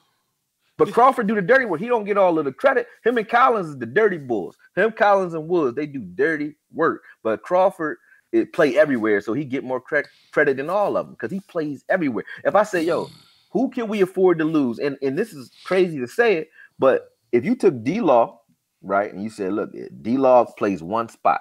Is he better at that one spot than anybody? Yeah. What's in his bag? But he played one spot. Crawford plays all 4. Okay. The same reason I like Dayton Jones, because he plays all 4. Crawford can play anywhere. Now, if you said D-Law is a 90 overall guy on Madden, Crawford would be like an 80, 85. Still gonna get you stats if D-Law is out, but he at 80, 85 in the middle. He 80, 85. Well, not from the right side. He ain't got the speed. Probably like a 79 from the right. But he 80, 85 from the left. And both spots in the middle, 80, 85. Crawford I take that all day. He's well-rounded. Crawford got a goddamn suitcase, boy. Talk about his bag. Right. His bag big than mother. So, Crawford's bag. Well, wait a minute. It was a couple years. See, I don't like doing this to my team. Oh, so, Lord. I don't want to. Yo, keep talking, man. Honestly, let's just say we did agree to disagree. Man. Honestly, though, I don't want to keep doing it. We was talking about Sean Lee, and then all of a sudden, we totally forgot about Sean Lee. Yeah, but we totally forgot about Sean Lee. This is what we got. So it started. This started with Akoye saying that we should play Sean Lee. Yeah, Sean Lee should play very sparingly, if any at all, bro. You're just trying to sprinkle Sean Lee. Listen, yeah, bro, we got to. This the same. How quickly they forget. So why did Romo not come back? If y'all can answer that for me, then let me know. Because only one quarterback spot, man. So where we lining up? So where we lining up Sean at?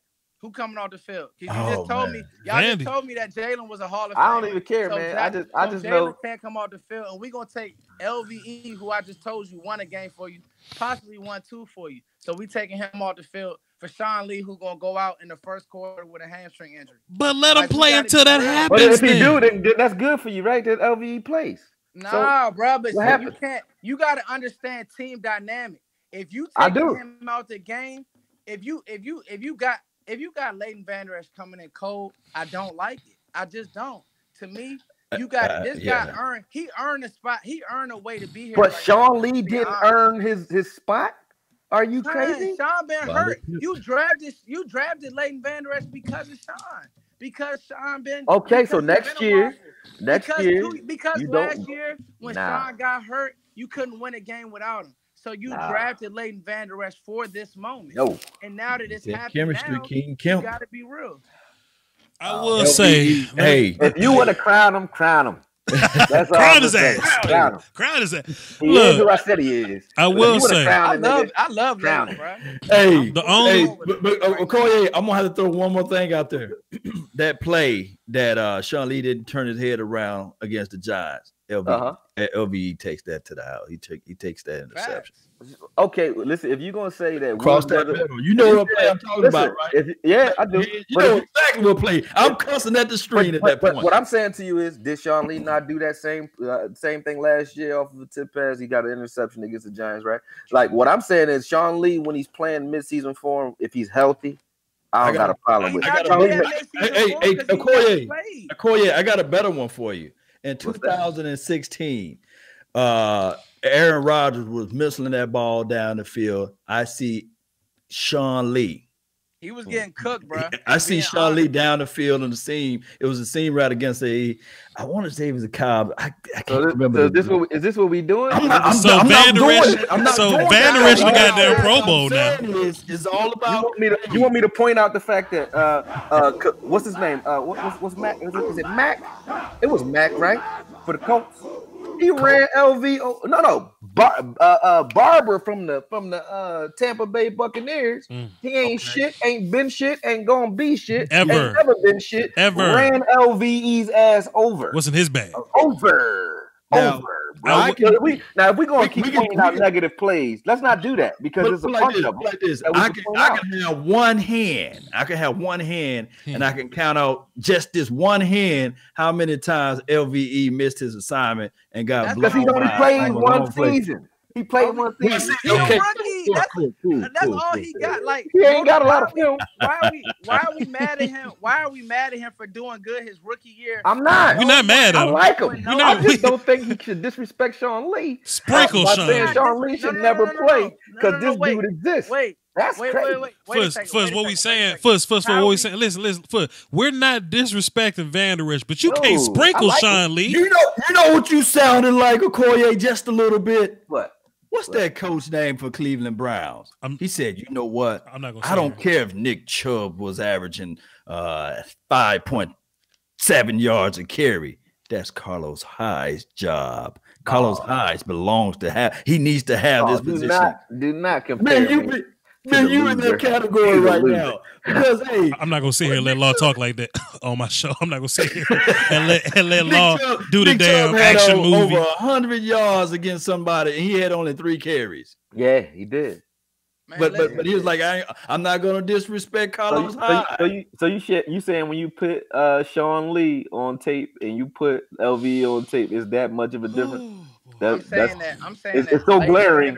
It's so glaring, like Nick Chubb versus Carlos Hyde. Is that different? Like I need 30 carries to get to your 3. That's crazy. No. I'm saying that you brought a guy in. Because you knew that Sean Lee was never healthy. He's been off and on this year. You talking about that he'll be in mid-game shape or mid-game form. He won't be in mid-game form or mid-season form because he haven't played all season. How do you get in form, bro? You gotta play. Yeah, but facts. Do you want to try that in the playoff game? So let me ask you this. Try it? You act like we putting a rookie in there. What are you talking about? If he get hurt, hold on. He gonna sit his ass down and he gonna get out. That's it. If he get hurt, he hurt. No. Okoye, so you want him to get in mid-game form. You want him to get in mid-game form in the playoffs. That's a disaster, bro. Sean, it's over. Like Voch said, he looks. Like Law said, he looks slow out there against Saquon. And I get that Saquon. Everybody does against Saquon. Saquon's amazing. Who looks fast against Saquon? Saquon's nobody. Amazing. But listen, that's like saying he looked slow against Tyreek Hill. So did Jalen Ramsey. He looked slow against Tyreek Hill, didn't he? Slow as fuck. Nah, but you gotta understand what I'm saying, bro. Like, let me say it's this: a difference. You gotta go with your future. The only reason is your future. You gotta understand your future is LVE. Why would you take somebody out who's been playing extremely well, like who's exceeded expectations? It's not like we making it up. Like, oh yeah, let me just solve this all together. I guarantee you this one thing: you can't. They both gonna play. I'm so glad. Guess what? We don't have to make this decision. That's a fact. Pretty much. Hey, look, I was about to say, Law. Hey, look, listen. We good. We don't have to make this decision. So whatever decision made is going to be in the hands of Rob Marinelli and the future head defensive coordinator, coach Chris Richard. Okay, so let me say this. Let me say whatever they got. Whoever those guys, they're gonna have to make that decision. Or Jerry Jones. Let me say this and we're gonna wrap this up. Let me just say this and wrap this up. So what if we run into the Eagles again, playoffs or whatever? Do we still have the same discussion? Because Sean Lee versus the Eagles is different. Even though Van Der Esch is great. The Eagles game to me. Nobody arguing that. He won you the Eagles game. Okay, cool. Well, okay. Styles make fights. That's all. Well, let me just show my No, but I know what you're saying. I know exactly what you're saying. And I think that's important in this game. The fact that Sean Lee has played Russell before. Sean Lee's not going to over pursue Russell Wilson because he know what Russ does. He knows Russ does that little sprint, left, pull up, dump off, big play type of thing. He knows that. So I think experience matters here. I think every other situation, when we talk about teams, we talk about players in the playoffs, playoff experience always happens. Now, I ain't saying Sean Lee got a gang of playoff games under his belt, but he got more than Vandy. And he's played the Hawks way more than Vandy. I just trust Sean Lee, and I'm not trying to sprinkle his ass. That's all I'm saying. Sprinkle me, baby. I want to switch gears real quick, and this is to the whole Cowboy Nation, everybody in this damn chat. Y'all gotta stop getting so defensive when we critique this quarterback. And I just want to go on my soapbox and say that now. Go ahead. Listen, hit him. I get the wins. I get everybody gonna throw the wins at you, this, that, and the third. But I'm gonna say this now, and we can switch gears. I don't know what side of the coin any of y'all are on when it comes to that. But let me just say this right now. This team, number one, is a damn good supporting cast. We talk about basically 2 Pro Bowlers at linebacker. Mm-hmm. We talking about a great defense. Mm-hmm. But to crown Dak, and a lot of Cowboys fans get defensive. This is something that I'd had to argue with some Cowboys fans about Dak Prescott, because they think that he can't grow, or like that he's already maxed. And my whole thing is, no, he ain't maxed up. That's exactly my whole thing is. I think if he stays within the same scheme, if he stays within this system and this scheme, he'll grow, because you get better at anything you do all the time. You got all you have to do is win to buy yourself time. But I'm sorry, go ahead. I definitely want, like, here's my thing, man. When it comes, I just want Cowboys fans to understand, when you watching quarterback play, what you need to understand is intricacy within the pocket and timing, rhythm. That's all I'm saying. You got to know when to do what. So there's times when a play is just dead. So when we do critique these guys, or when I critique Dak, it's not me saying I don't like him. It's not me saying that he's sorry or this, that, and the third. It's just saying that he could grow. He can continue to develop. I will say, just don't take that personal, Cowboys fans. That's all I want. I will say one thing that, that should, or just rather should not happen, is that we can't be talking shit to Dak directly after the damn win. You know what I mean? Can we enjoy the win first? Can we are fans to enjoy the wins. We can't be fresh off the W, clock hit all zeros.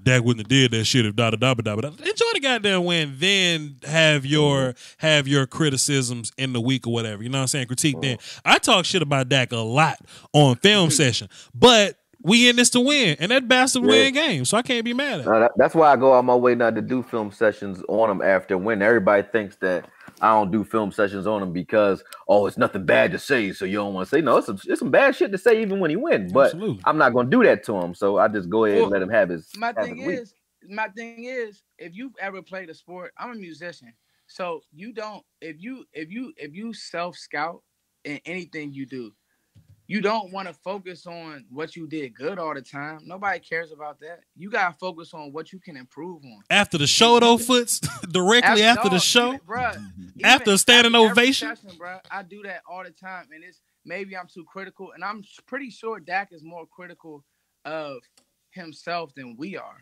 But that's all I'm saying. Voch, you get my point. When you see a player, though, trending, right? Like last year, he was trending backwards at the last down the stretch. This year, he's trending forward. Now, when you see a player trending, if you go, it got to be both ways. Foots. I mean, I fucks with you, but it got to be both ways. It got to be like this. Look, if I'm going to give you criticism, I'll give anybody criticism. I say anything about anybody, right? If I see it, I'm gonna say it, right? But at the same time, when I see you do some thorough shit, I'm going to say that too. You got to say it. So you got to give him credit when he earns his credit. Got to. I told you. I said on my channel, I thought the Giants game was Dak's best game in his career, period. And it's not because he came back and won the game. Dak didn't have comeback wins. It's the way that he came off of Reed. He came off Cooper, and he was able to attack the middle of the field. That's what, and he looked comfortable, and he stood tall. It's little things that you got to understand that makes Brady who he is. Brady is no better than Dak physically, mentally. It looks to every drop, that every time Brady drops back, it looks the same. That's repetition. and you see why he eating kale smoothies and freaking doing all this stuff because it's a mental. It's all reps with him. He stands tall. He steps up every time he throws the ball. Since for the last 12 years, it's looked the exact same. That's all I'm saying with Dak is once he can clean those fundamentals up, he gonna reach the sky. Like that's why I said the Giants game. If we got that Dak in the playoffs, we could really win a Super Bowl. Because he's not even gonna have to make that many tight window throws because you're gonna have Zeke back there. He did that without Zeke, and the Giants wanted to win that game. You know what I mean? So I'm just saying when you critical of a quarterback, trust me. You know what I mean? It's not that we hate the guy. I don't hate him. No, I don't. I did. I'm not gonna front. I ain't like that. I said throw his ass out the window and get us a new quarterback next year. But Dak played himself into a new mindset for me. And at the end of the day, like 4th and 15, right? It's hard enough. 4th and 15, when you got pressure in your face immediately, is even harder.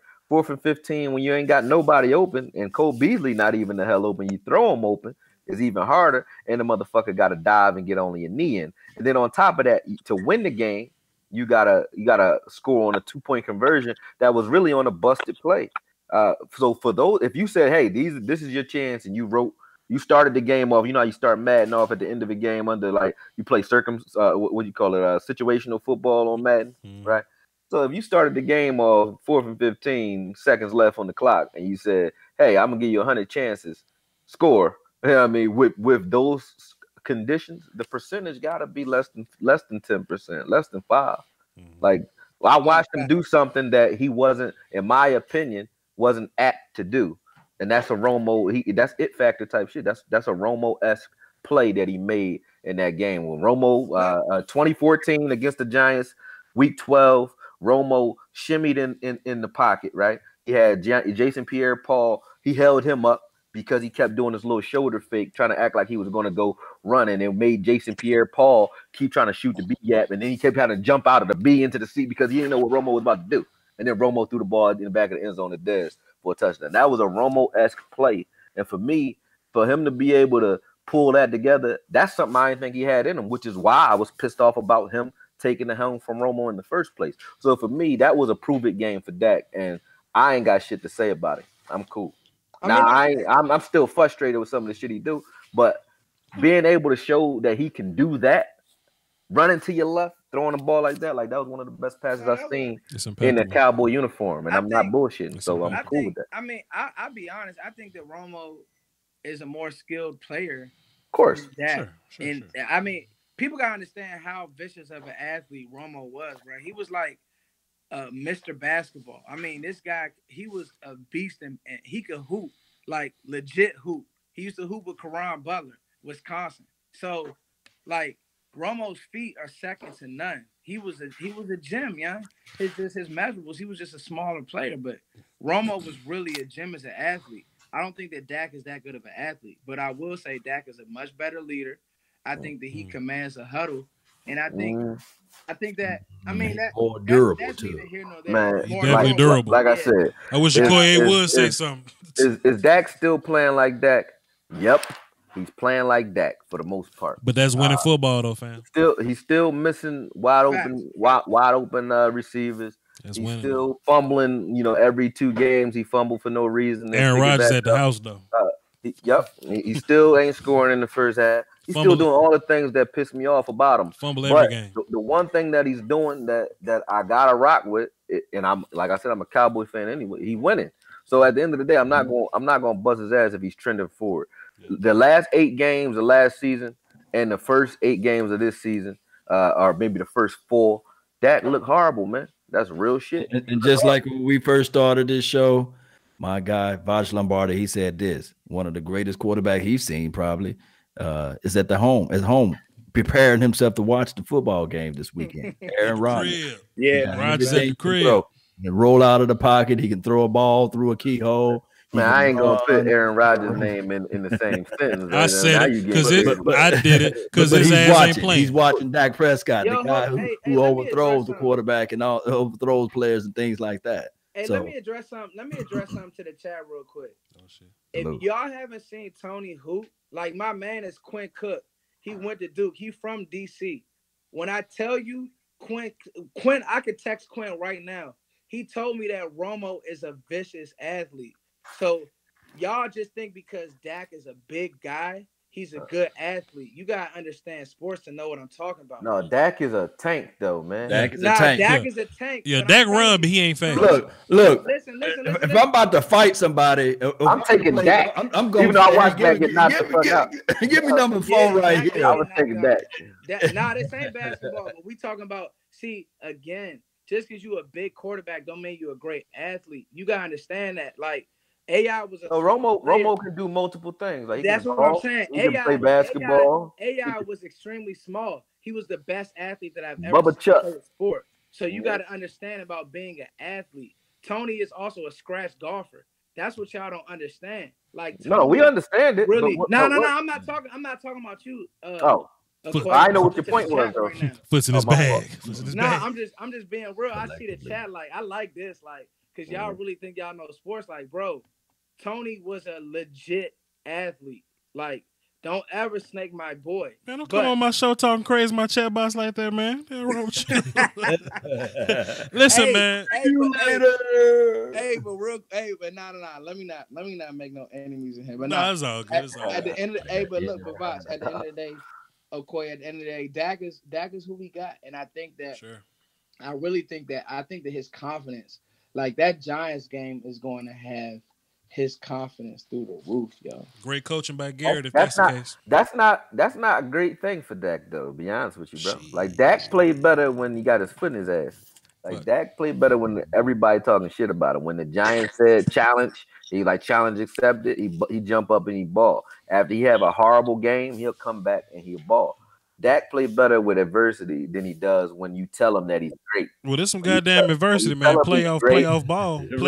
Playoff football is 4 games of adversity of you can't make any mistakes. And I think that's why this podcast in particular is different than any we've done all year. Like we always debate. But we had shouting matches tonight, which was entertaining. But we did that because we are not allowed to make mistakes in playoff football. Now, if you go watch Packer Lombardi or whoever the hell do Packers content, they whispering over there talking about the draft. They calm and cool over there. We gotta fuss at each other because if we start Sean Lee when we should have started Van Der Esch, that's a big thing. That's a big thing. So, people really don't know what athlete means. People talking about fragile and he's slow. Foots, will you leave my chat box alone? I just don't understand it. Like, this is why I don't get on the internet. These people crazy. Goddamn YouTuber don't get on the internet. Hey, let's wrap this up, though. But Voch, this is what I be talking about. Like, what's up? When people see me, they also gotta understand. Like, I really hoop. Like, man, let's stay. Plus, we know you a vegan. We know you run faster than us. Just have this in mind. Those convinced against their will is of the same opinion. Still, we know you 6'4" in real life, Foots. Come on, man. Hey, yo, Foots. Plug your stuff. Tell the people any content you got coming out this week. Where can we find you? Podcast, music, everything. Hey man, I'm y'all know me, man. Cowboys Nation TV. I love all these guys. Are we putting a bow on this right now, Voch? Yeah, man. It's 1:30, man. You was late, Foots. Foots, you was late. Hey, this right up my alley. Look, man. Cowboys Nation TV. Y'all make sure y'all support all these brothers. Debate all of it, man. We family at the end of the day. Law, Voch, all y'all, man. Cowboys Nation TV. Salute to my boys. Akoye. Talk to the people. Yeah, you already know, man. Let's get it. One thing I want to say though, before I even get into where you can find me, man. I appreciate everybody on this chat. Like y'all three, y'all been veterans in this joint for a minute, and I jumped in pretty much. This is about to be a year for me. I've been doing this. That's it. I've been watching football all my life, but I've been doing this for a year. But y'all accepted me with open arms and taught me some of the ropes in regards to the back end, and I feel y'all for that. So everybody in this chat, I know this is your channel, so everybody already fuck with you anyway, Voch. But if y'all don't understand what type of dudes these is, we ain't talking football. Like these is different types of men that's on this chat here. Same thing with Foots. I done met him in person. Like we cool. Like everything here, like everybody here has always tried to steer me in a positive direction, regardless of our opinions. Period. Even when I met Law, same thing. That's what blew me away about him. So for me, Support these dudes, man, and make sure when I say support, I don't mean watch our videos only, man. Share this shit, tell people about it, make sure that these brands are growing. And I mean growing to the point where they're respected as much as we respect Lee RLVE. It need to be on that level, man. Because what we do, y'all don't understand. Just like you keep saying foots, people don't understand what an athlete is. People don't understand what the hell we do up here, man. They don't understand this, man. My daughter, I got a newborn downstairs. My fiance been back and forth upstairs watching me. I told her I was gonna be on here for 30 minutes. See what I'm saying? Like people don't understand what we do. We do this for free. For the most part, you know what I'm saying? And then when we making these videos, yeah, we when I say we do it for free, Voch, when you make a video, how many guaranteed views you got, Voch? You don't know. At least 2 from me. Yeah, that's it. That's all you got. Right. Yeah. You don't know. You know, you might get a home run, you might not. So at the end of the day, respect that. Respect what we do out here because it's not easy, and we not doing it because of anything other than our love for the same team y'all love. So. You know, if you love the team, you gotta love us, all of us, good, bad, ugly, whatever our opinion is. You gotta respect that. But you can find me at Akoye Media on YouTube. You can support the boxing movement that's definitely growing. But you can find that content moving forward on Patreon.com/Akoye, and I'll also put some of the NFL footage that is HD. That they will flag or try to, attack us for on here. I will put that on Patreon as well. So if you guys want to see higher quality breakdowns or highlight reels, those will be out. And my intros, those will be out on Patreon only because I don't want to get flagged or any strikes or anything like that. So with that said, man, make sure y'all respect what we do and y'all supporting everybody on this chat and beyond. Even my man Mark Holmes, I know a lot of y'all think that we go back and forth. Like I said, like respect everybody that put their time and life on the line for a team that don't even know they exist half the time. Big Brother Law. Guys, follow me on iTunes, Roku, Periscope, MySpace, Black Planet, at Law Nations, just LAW Nation. Follow me on those platforms, guys. It's just like Akoye said, man.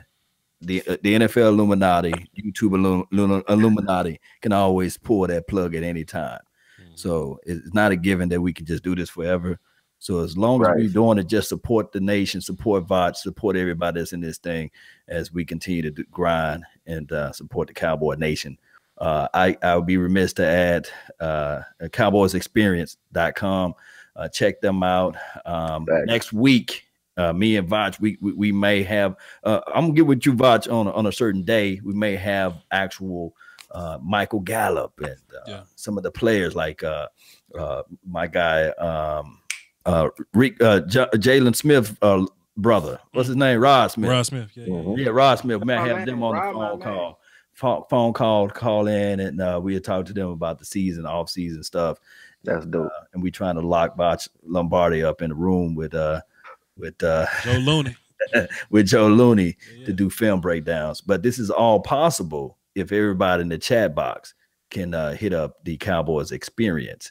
That's our sponsor. I really appreciate you guys for tuning into the mix. That's all the time I have for tonight. I really thank you all for yours.